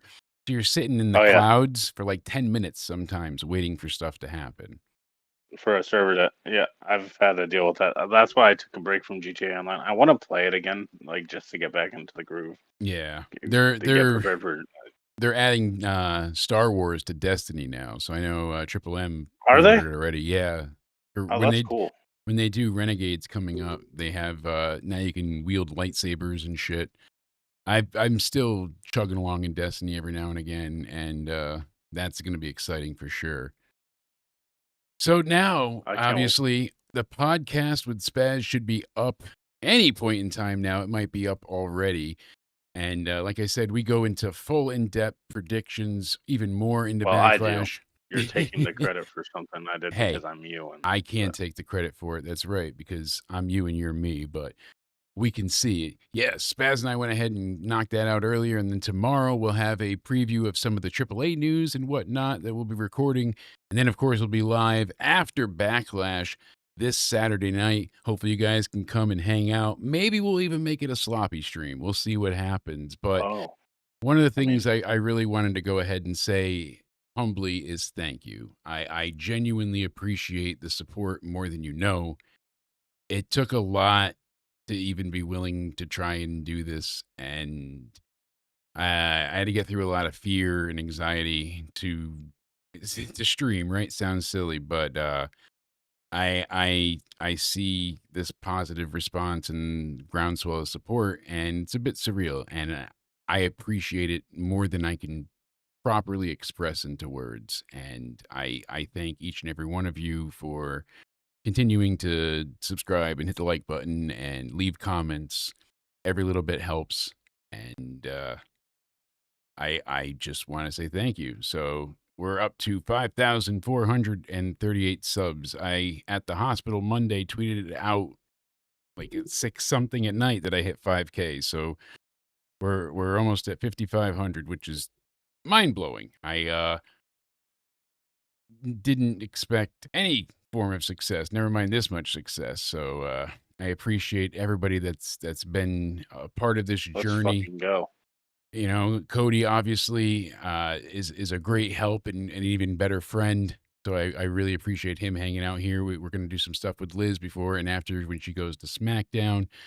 You know, for Liz, Cody, Spaz, you can find all their links in the description box down below. You can also find my information because my DMs are open. Feel free to hit me up and chat if you have any suggestions, things you want to see, topics that you want us to explore on Guilty or Guilt-Free. That's how it got it started for us. Exactly. Hitting you up on Twitter every day and just asking questions. And just, you know. then my Twitter got suspended for a while. So. Yes.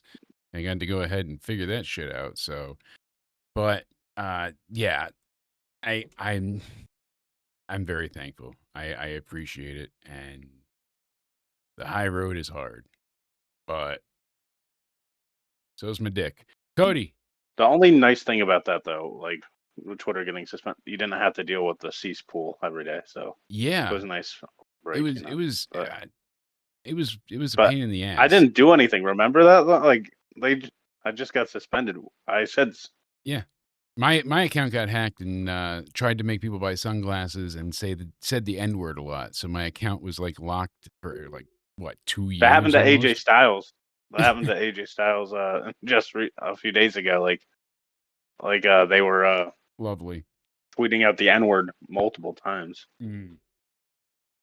Find a better way to spend your time. Yeah, streaming is not easy. Yep. Basement dwellers. I was showing Cody at one point, I'm like, I have to go ahead and add everything as a source on its own. So everything that we do has to go through Wavelink itself, which then maps out what I'm doing. So anytime you can see that's what I got to deal with here. So like if I click this, now I'm no longer deaf. That was my problem the first time. Then I have to reroute Cody's audio over here. See? Talk, monkey. Oh, hello. Thank you, bud. So over there, and then the sound effects over there. So you have to make everything its own source, and you learn as time goes on. You know, it's No. been a process, certainly, but it's been a lot of fun. So Cody, please tell the people where they can find you, my friend. You can find me over on Twitter or X, whatever you like to call it nowadays, at Judgment Day Era, and you can find me over on my Instagram at Cody_Onedy_316. Absolutely. And I thank you so much for hanging out with me again for Into Somewhere Weekly. It's been a fun night. I appreciate you guys being here. Hopefully Hanging out with everybody, myself, yeah, everybody's just rocking and enjoying it. But hopefully you and all guys, my accounts in the chat. yeah, hopefully you guys manage to have a good night. Don't let all the infinite Codys creep you out. Yes, Liz, thank you. I have to go through the last bit of them. I watched some of them before we started the stream from the game you were at tonight. Glad you had fun. But you met Hogan. No slurs using your presence, Pico. Damn, that's a feat for sure. But guys, we'll be live this Saturday. That's right, for the Backlash review. And then we'll be live again on Sunday with Spaz talking about MLP and a bunch of other stuff. You're not going to want to miss it. Thank you all for hanging out. I hope you all stay sexy, and we'll see you next time.